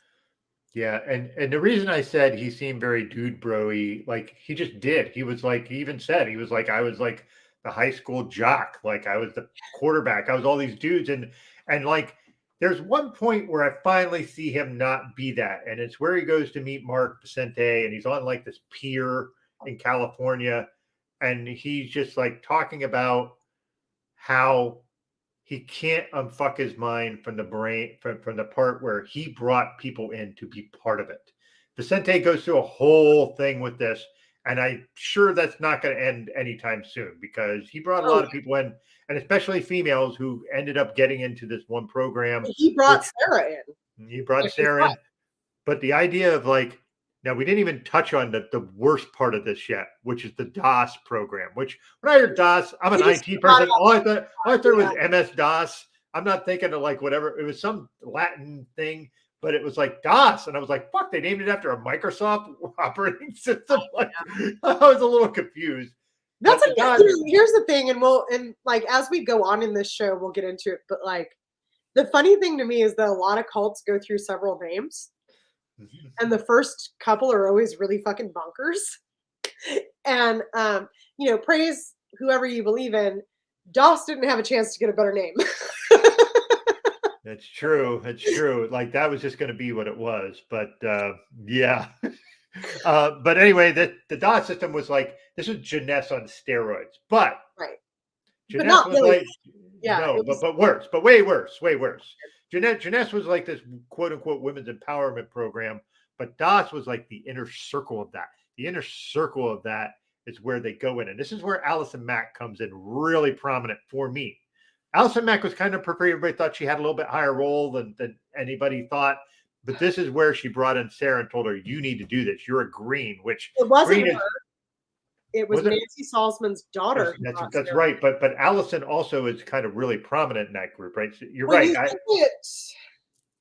So I don't want to like, Doug, you haven't seen season 2. There's a lot more explanation of how this hierarchy works in season 2. Okay, so let's not spoil it for me because I haven't seen that yet. So. Yeah, but Allison was the first one. Mm-hmm. She was the first one. And we're going to get into some shit about that in the next episode because holy shit. But she was the first one, and I don't know. How would you describe it, Doug? I'm gonna let you take the weird. Okay, all right. You're gonna take. Well, it's all weird. let's not say that was that. This is just where it gets really fucking frightening. This is where it's like a minefield. I'm gonna let you walk through the minefield, and then I'll come in and clean up after. I'm happy to do that. You pick up the body parts afterwards. It's gonna be right. Good. So basically, what DOS is this program. So Sarah Edmondson's like a major character in this season, and she was like brought in pretty early. Mark Vicente brought in. Mark was in sooner than her, but she's kind of like this. She's a great salesperson, brings in all these people into NVIXM because it's an MLM because you got to bring in people. So yeah. Do they have more than one center? Her and Mark? Yeah, she had opened a Vancouver center. That was her big goal because she was from Vancouver. Oh, that's right. Okay. Yeah, so her more than one, but it's not that it matters because as she says at some point in the documentary, like all of her income was wrapped up in NVIXM. Yep, she didn't have any. Yeah, when she was trying to get out, she was like, I have no other income than this. What am I going to do? And her husband didn't either because he was part of NVIXM. So with the DOS thing, they do this thing where basically they blindfold them and bring them into a room and other women are holding her down. Okay, wait. So through this, while we've been talking, there's been a link. It's not there now. There's been a link to the bite model video. But I want to direct people to, so Nippy and Sarah have a podcast called A Little Bit Culty. And they have Stephen Hassan on their second episode ever. And this is really important. He says, did you know what you were going there for when you showed up? And all of these women were asked to provide collateral before they were even told. But we didn't even touch on that, and I'm sorry. But the collateral bit, just so you understand, they had to give incriminating shit, like nude photos, saying awful shit about people. Like in Sarah's case, she said shit. Yeah, she had to say shitty stuff about her husband. Like it was just basically so that if you did something, they could release it out and make your life hell. And they made this like episode on the ticker is the episode now. What's that? The ticker is the link to the episode. Yeah, that I'm yeah. talking about now. So that's the episode. So the other thing is with this collateral, it wasn't a one-time thing. They made them continuously give collateral. But what were they told? Then, and this is why it oh my God, right? So in Sarah's case, and at least one other person's case, they were told, like, just make something up. It doesn't matter. Yeah. And it kind of feels like, well, if I can just lie, then obviously, like, you're not going to use it against me because it's just make believe. But then you realize later that you just lied about people in your family. And you're like, oh, I didn't like that. And they're like, okay, now more. And you can't say no to giving them more, because what happens if you say no to giving them more? Then they'll release the shit you have. It's what? It's blackmail. So, ta-da. So, so the thing that Sarah, she explains it super well in this, how they basically blindfolded her in a room, and the women hold her down. Or no, she's the last one. There's other people trying. No, and she's not last. Oh, she's next. That's like, right. You're right. So a couple women go and they're screaming, crying, and whatever, and they're like, "You're so high in the organization. You need to You're do so this. good at controlling your emotions." She's like basically peer pressured into doing it without reacting. Yeah. So they do that, and somehow Sarah makes it so she just like kind of goes. She said she was like an out of her body experience, like she just kind of took herself out of it, right? Another word for that is disassociation. And it's not good for you. No, it's not. Now, in that moment, I could see why she did it. I mean, absolutely, yeah. Yeah, so they brand her. Like, this is not a tattoo. This is something where they take something hot and fucking brand you like a goddamn sphere. It was in my opinion, worse than that. Okay, is this part of season 2? A brand is like all at once. Yeah. They used a cauterizing pen. They drew it on. That's right. Oh, yeah, because I was thinking it was like just one time. No, your brand, right? And you're like, oh, like that's terrible. But if you pay attention, they explain what it actually was. It's like, oh my God, that's so much worse. Yeah. And it's a mountain and a stream and the 4 elements of the blah, blah, blah. But what was it, Doug? Oh, it was Allison Max. One way it looks like AM, and then you turn it and it looks like KR, Keith Raniere. So it's 2 initials branded by your pubic area. That is the place they did that. They did not do this anyplace else. They did it in one place near your pubic area as a sign of ownership. So, so these women were then now branded. And the thing is, not all of them were then inside the inner circle of fucking Keith Raniere, which was the ultimate goal for Das. Was like, if you were a Das, it was, you were supposed to sleep with him so he felt close to you and like understood you. And it was like, no, it was him just getting laid. That was like, it was like Mark Zuckerberg, but worse. Oh, Doug, Doug, wait for season 2. Yeah, I can't wait to get to it. Yeah. If you think this is terrible, yeah. I do a lot of my TV viewing before bed. Well, why do you do that with this stuff? Should not do it with this stuff, but I did. Don't. So it's like the women are like, I need to listen to a true crime murder podcast before I go to bed. And I'm like, why the fuck are you doing that to yourself? Don't watch it first thing in the morning because it's going to ruin your day. Yeah. Don't watch it right before bed, because what ends up happening is you're like, I need to find something hysterically funny and uplifting to watch, and I'm going to be up even later because I need to get this out. Cleanse the mental palate. Right. So the thing is, as you mentioned, Nippy didn't know about this, and Sarah could tell him. Now, here's the thing. Like, in my brain, I'm going like, how does he not see her naked? They're married. But if you're mindful and you don't want to be seen, you can make it so you don't be seen. Right. And she was embarrassed. She was embarrassed. They're not a young couple either, right? They've got little kids at home. They've got a lot going on in their lives. Mm-hmm. And I feel like most couples who've been married for a long time, like there's ebbs and there's flows. Certainly. And maybe for a while, you can create a situation where your spouse thinks that you're in an ebb. Mm-hmm. And then... And then she, like you said, she asked, I forget who she asked, can you tell Nippy? It was Mark. That's right. Talk about, hey, not even having Yes. another woman tell you. He's like, can you tell Mark? Can you tell Nippy? And Mark, to his credit, was like, yep. So horrifying to me and so sad. It's Mark. Yeah. So Mark took on a lot of shit. so the people who've only watched episode 1, this part isn't a surprise to you. Bonnie left before Mark. Yep. She was not part of DOS. She didn't know what was going on there. She just was seeing stuff happen that she was not okay with. And of course, when she left, here comes the cavalry to convince Mark basically to leave her, right? Mm-hmm. But and I'm not sure if maybe they were separated, maybe they weren't. It's hard to know based on how the documentary presents it. But he was speaking to her. And when he finds out that this branding stuff was happening, he's like, fucking done. Same with Nippy. Nippy did the same thing. He's like, I'm out. I'm resigning. But like both of them did that. He brought Sarah in and he opened a center with Sarah, and he was basically Sarah's business partner. And so he calls her up and he's like, I'm going to tell you something that's going to blow your mind and it's going to really upset you and it's going to be so terrible. And he's like trying to prepare her for this information. And when he does, she doesn't really respond. Mm-hmm.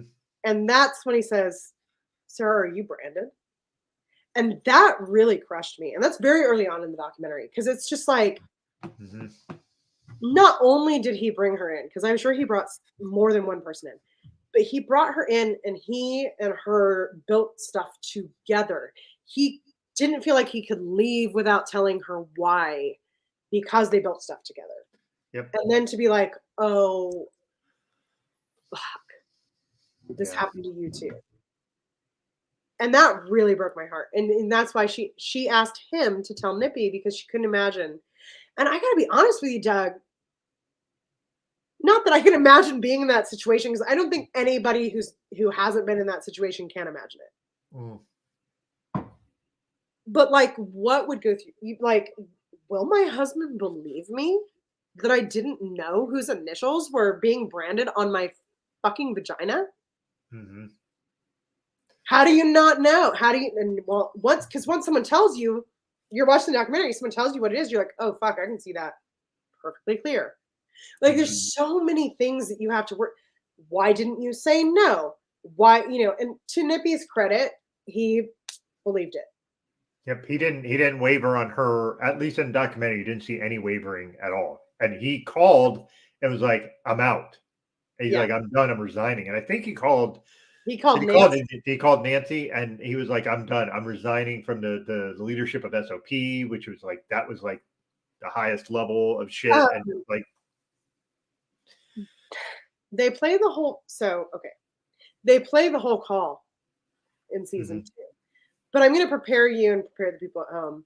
Season 2 is a lot of things, but one of the things it is watching Nancy's journey from being like, just because a handful of people did something shitty, why does NVIXM have to go down? All the way to, oh my God, I can't believe what I was part of. And in the beginning, she plays Nippy's original voicemail, and because she didn't know what was going on, it sounds really fucked up what he says to her. But nobody has any reason to believe that she didn't know what was going on. And there's no way she didn't. There's no way she didn't. Doug, watch season 2 because we're gonna discuss this because I am like all over the place on Nancy. I don't know what I think, but the point is like, God, like I can't imagine being either one of them. I really can't. I cannot imagine like being in this situation, and to what we know from the documentary and from other things that I've seen her in and articles I've read, I don't think she ever slept with Keith. But if you are her and you know what's going on in the rest of the DOS organization, why would you believe for a second that your husband would believe that you didn't know or that you didn't do it? Mm-hmm. And it's mind-blowing. And it's that thing, right? Like that happens all the time. And it's the same thing. You see it on 100 different levels. You see it on an interpersonal level all the way up to the cult level, which is that when shit starts going squiffy, well, that's okay. We'll just break up your marriage because then you'll be even more dependent on us. And they did that with Mark Vicente, and they tried to do like he was like trying to break him and Bonnie up completely, and they were trying to do it with Nippy and Sarah. Like they were like, well, something's not right if he hasn't. And like Sarah said one thing, she's like, what's he gonna do if he ever go? Is he ever gonna go down there again? Because like I'm branded. Like she was like Yeah. panicked to tell her husband, and I'm like, yeah, I would be too. Yeah. When many moons ago, when I was a young lady, I had a boyfriend who had been married before, and across his chest he had his ex-wife's name tattooed. She had a really unique name, so no question in the world about who it was, and it was an issue. Every time I saw him with the shirt off, which includes certain activities, I'm like, that's his ex-wife's name. Yeah, I had my ex-wife's name. I had my ex-wife's name on my chest as a Japanese symbol. And before I got married, my wife's like, "You need to cover that shit up." Right. And my wife is not an insecure person, but it was a reminder of something from the past that she didn't want to be reminded of. Okay, so I've drank a lot of it. If you can see through the blur, like there's not a lot left, so I'm going to tell you. Yeah. I'm going to present it to the viewers like this.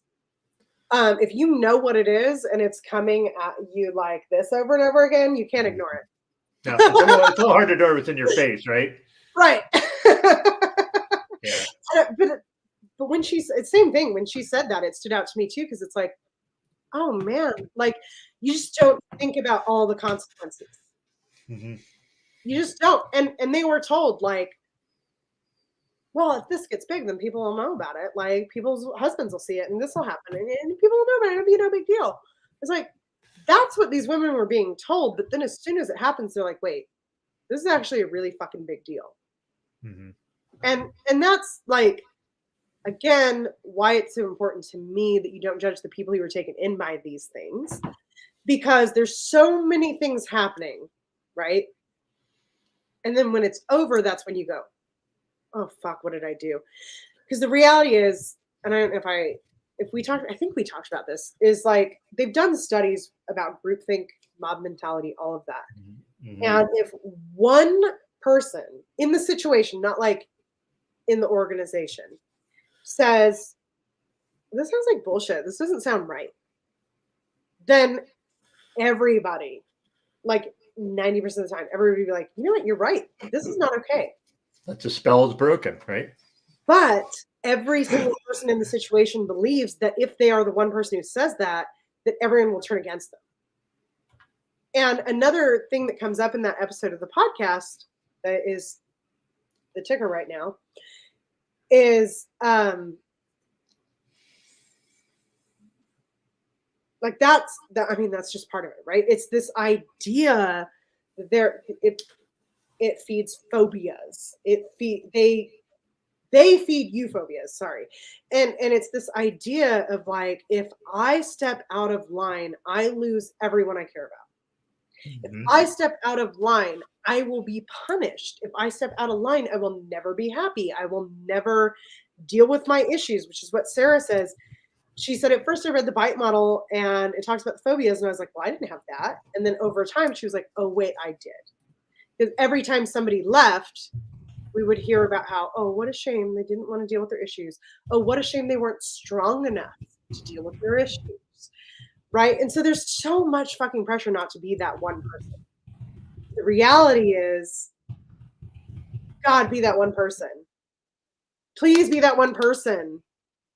Because they don't want you to be that person. They don't want the spell to be broken. And you could do that. And I say that like, no matter what situation you're in, if you feel like it's fucked up, be the one person to be like, I think this is fucked up. And if you're wrong, you're wrong. But if you're right, you just saved a whole room full of people from something awful. Yeah, but it's hard in the moment, right? So yeah. Peer pressure, mentality. Yeah. Yeah. And it's rough. But like it's hard not to judge, but at the same time, like I said, this documentary does a very good job of showing you how they get there. It's not like they're just fast forwarding to the branding shit. The branding shit's like near the end where you're like, oh. Right. And then people start making an exodus. And then we get to this point where Sarah and Catherine Oxenberg has to be the one to take all this evidence to the New York Times, right? So she needs to go because she's famous. So she goes and presents all this, because if it's just somebody nobody knows, they're gonna be like, yeah, whatever, get the fuck out of here. So she goes in the New York Times. She goes to the FBI with it too, right? I think she goes because she helps them open the case, but nobody will really prosecute until what was the linchpin where all of a sudden, it's the Me Too movement. This was the thing that I wanted to talk about, was like the Me Too movement happens right in the middle of this, and right in the middle of this, all of a sudden, shit explodes. Yeah, because also they finally convinced the reporter that they have enough to make it worthwhile. Like, they can support these claims. They finally have enough people, I guess, willing to say this is what happened to me, for the reporter to be able to like run it past his legal department, which they don't say that that's what's going on, but anybody who's ever written for any kind of mainstream publication knows. Yeah, like smaller publications, you get away with a lot of shit because no one's paying attention. Say that from experience. But like larger publications, they have a legal department. Everything goes through. So you get it. Like, they need to be able to back this stuff up. And so finally they get to the point where the reporter feels like he can back it up. But then, well, we can't publish it this week because this is going on. Well, we can't publish it this week because this other thing is going on. And there's always something overshadowing it that's bigger news. And then the Me Too movement happens, and all of a sudden it's a very relevant. And then the Weinstein thing drops, and that's what kind of opens a floodgate for them finally saying, "Oh, we need to pull the trigger on this," which is great, because that kind of does it. It's a machine where now the public outrage. Okay, but do we have enough evidence now to prosecute? Because holy shit. All of this is building. So it's almost like it's the whole snowball, and you roll it into a freaking avalanche kind of deal. So I recall if we get to the last episode, the next last episode, that's where all the real super fucked up stuff happens. And that's what we talked about with the branding, and you're getting into all this shit, and like, Jesus fucking Christ. And then they get the last episode, and they're in this point where Mark and Bonnie have to go to a storage unit, because that's where all their shit is. When they left NVIXM, they just threw everything in a storage unit and got the hell out of Dodge. Yeah. Because also part of this, we didn't mention, when they were trying to get all this stuff happen, they had to go into like basically a version of witness protection. Their own version of it. But yeah, like, they did it for themselves, so they couldn't get served papers to not proceed. Here's the thing that's wild to me, right? It's like, people say all that money can't buy you happiness. Money can buy you the ability to hide when the federal government doesn't give a fuck about what happened to you. True. Because if they didn't have money, they would have been fucked. And the thing is, Bonnie and Mark did have some money. Now, how much they had to throw in NVIXM, I don't know. I don't know, but they didn't really. But Bonnie was part of like the Star Wars franchise, was in 2 of the movies. Mark did a documentary that grossed like $15 million. Neither of them were living like you and I. And I'm not living uncomfortably, but I'm not. Neither am I, but they were living far more comfortably than we were. Move away. That is not something I could do. but one of the more poignant things of the last episode was they go into the storage room, but then they also decide to go to this. What's the term? It's a place where they went and they had this thing which was called Vanguard Week, which we didn't even talk about the fact that Keith Raniere was supposed to be referred to as Vanguard. Is prefect, which Google the meaning of that word, because oh my God, why did she sign up for that? Oh, anyway. Yeah. So he wasn't supposed to be referred to as Keith. He was supposed to be referred to as Vanguard. Nancy was supposed to be referred as prefect. But they did this thing that was called Vanguard Week, which basically was like a celebration of Keith. And they did it at this resort. And the resort was, I think it looked like it was closed down, right? They just went to this like closed down resort. I think he owned it, but I'm not sure. They never say. But it looks identical to the little townhouses. That's true. Yeah. So I think, but I'm not sure. So. Yeah, so I just want to talk a bit about the cinematography in this for a minute, and you'll get to the point why. So they get to this point, they're in this like gym or I don't, it looked like a gym, but there was no hoops or anything. I don't know what it was. Maybe it was like a cafeteria thing where they had their things. and Mark and Bonnie are here and just like, wow, this, like just the nostalgia of this place that they had spent time that they thought were good times. And it was good times for them at the time. And as they're walking in, there's like a bunch of flies that are not quite dead on the floor. And I don't know why this is just this, the filmmaking of it, where it was like they show this fly and it's like not quite dead and it's twitching, and it's almost like NVIXM is twitching at the same time. Yeah. Like the visual of it is superb. Well done, whoever filmed that shit. And that's when they get the call. Keith's been arrested in Mexico because he had fled to Mexico.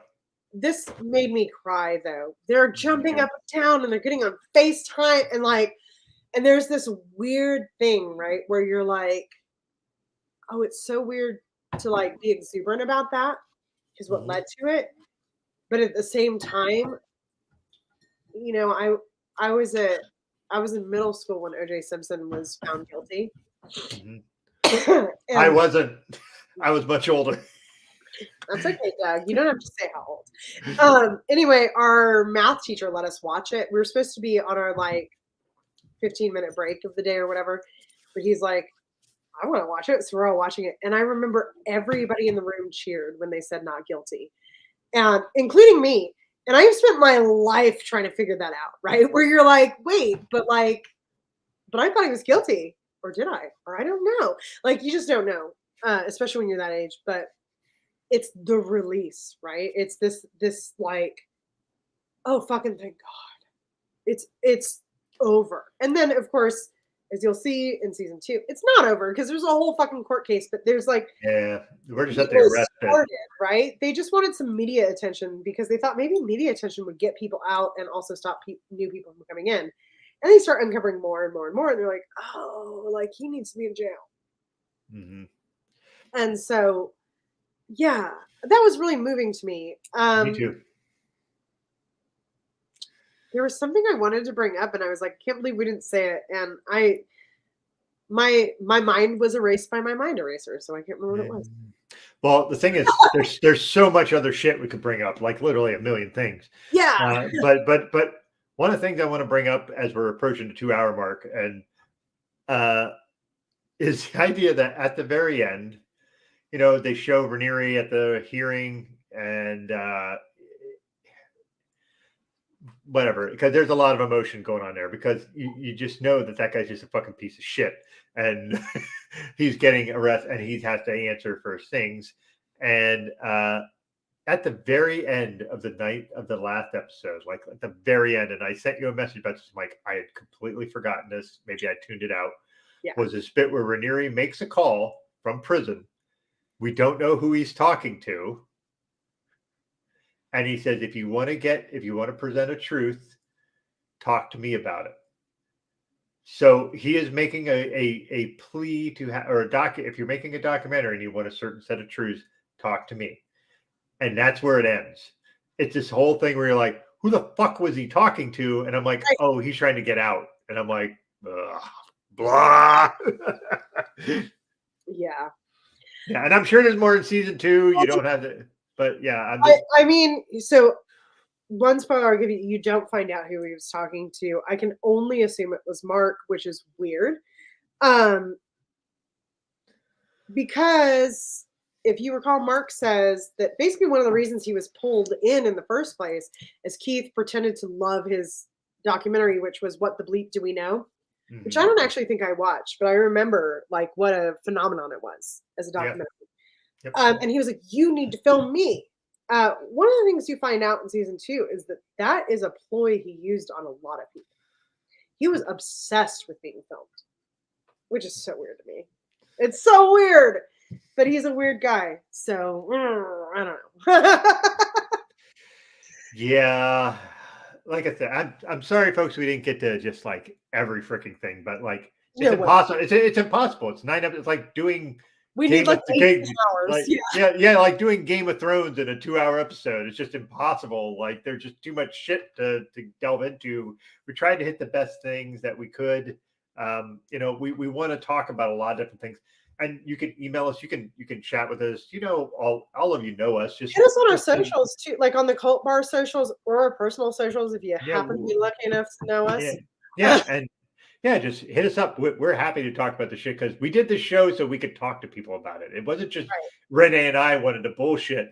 We want to talk about a whole bunch of shit. So, like I said, we started reasonably small with a 3-episode thing. This is a 2-series thing. There's shit that we haven't even. You and I haven't even discussed what the next one is yet. But yeah. Oh, Zach, you're going to have to spill some tea when you find that out. So, yes. Yeah. But, like I said, we're at 2 hours. I mean, we can go forever. But, I mean, are there any final comments you want to have about season 1? We're going to do season 2 this coming Wednesday. Same kind of channels, folks. We're going to just talk about season 2. I have yet to watch it. I'm going to binge watch it this weekend. If you know me, I fucking hate binge watching shit, but I'm going to do it. So, because I don't like cramming a whole day full of episodes because I feel like I'm wasting it. But I do like 2 at a time, and that's too much for this particular cult. Like, it's bad. I don't know. I feel like all my final comments need to wait for when we discuss season 2 because there's some stuff that I think is really pertinent about. Okay, then that's cool. Like I said, there's a lot of things we didn't talk. We didn't talk about that fact that Mark Vicente is from apartheid South Africa. I forgot about that shit. That was like a whoa, what, like kind of thing. And then you're like, oh, he does have a weird accent. Yeah, but it's very light. Like you're like just a mild accent. Yeah, but there's so many elements, and the idea that Keith Raniere focused on like wealthy people because he wanted to bring people. We didn't even talk about the Seagram's Empire. We'll get there, Doug. So much more in season 2. Yeah. So okay. Well, then season 2, which we'll address on Wednesday. I don't know, Renee. What else? What else do you want to say? Because I fucking love doing this with you. This is like I know it's really fun. It's really fun, but also heartbreaking. It's weird to say that it's fun. I'm a morbid person. I've been through a lot of shit in my life, and so it's weird. But some of this is like cathartic, right? Like when you've been through some shit. Yeah. Understanding that other people go through shit is kind of like, oh. But okay, I'm not alone. Yeah, but I would say like definitely tune in to our regular live stream on the Cult Bar link tree to see what we're gonna say about season 2, and try to watch some of season 2 at least before then, because like, dude, this shit is wild. But there's some things that are truly heartbreaking in season 2 that there are people I didn't expect to feel sympathy for. It's not Keith Raniere, don't worry. But there's some stuff in there that's just like, wow, okay, like you start to understand even deeper how people got pulled in and how they stayed in, and the horrible things that Keith Raniere did to just fuck with people. And that's what I was gonna say. Bring it. The screenplay. Oh yeah, you mentioned it. Mark Vicente suddenly realizes that Keith was doing this on purpose from the fucking beginning. So watch season 1 to the end, because it brought Mark Vicente to tears on camera, and I feel like he must have. I mean, he's making the documentary. He must have prepared for that scene. Mm-hmm. Yeah, he's before we go, he is a very sympathetic character. Like the idea of like, yeah, you're white, am I right? You're not wrong. He is and isn't, which I think is so powerful, because he did a lot of bad things, but he didn't know it. Yeah, he didn't know it, and he did it. There's one thing we didn't talk about, which before we go, I just want to get your input on this. When it was like the Jeunesse women going into the SOP training, where they just did this awful like boot camp bullshit to them, but like awful shit. Yeah.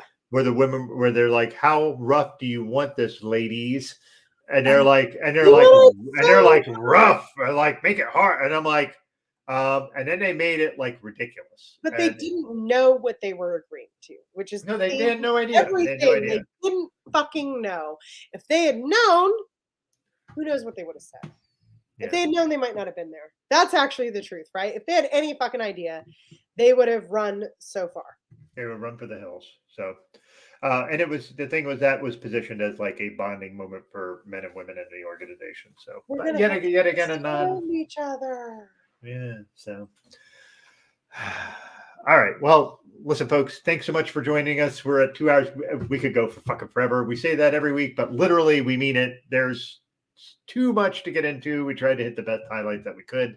But listen, if you watch it, if you haven't watched it, hit us up, talk to us. We'd love to chat about this shit. So obviously, so we're doing it because we think it's interesting and fun. And want to thank Greg Washington for having us do a Brothers of Booze takeover.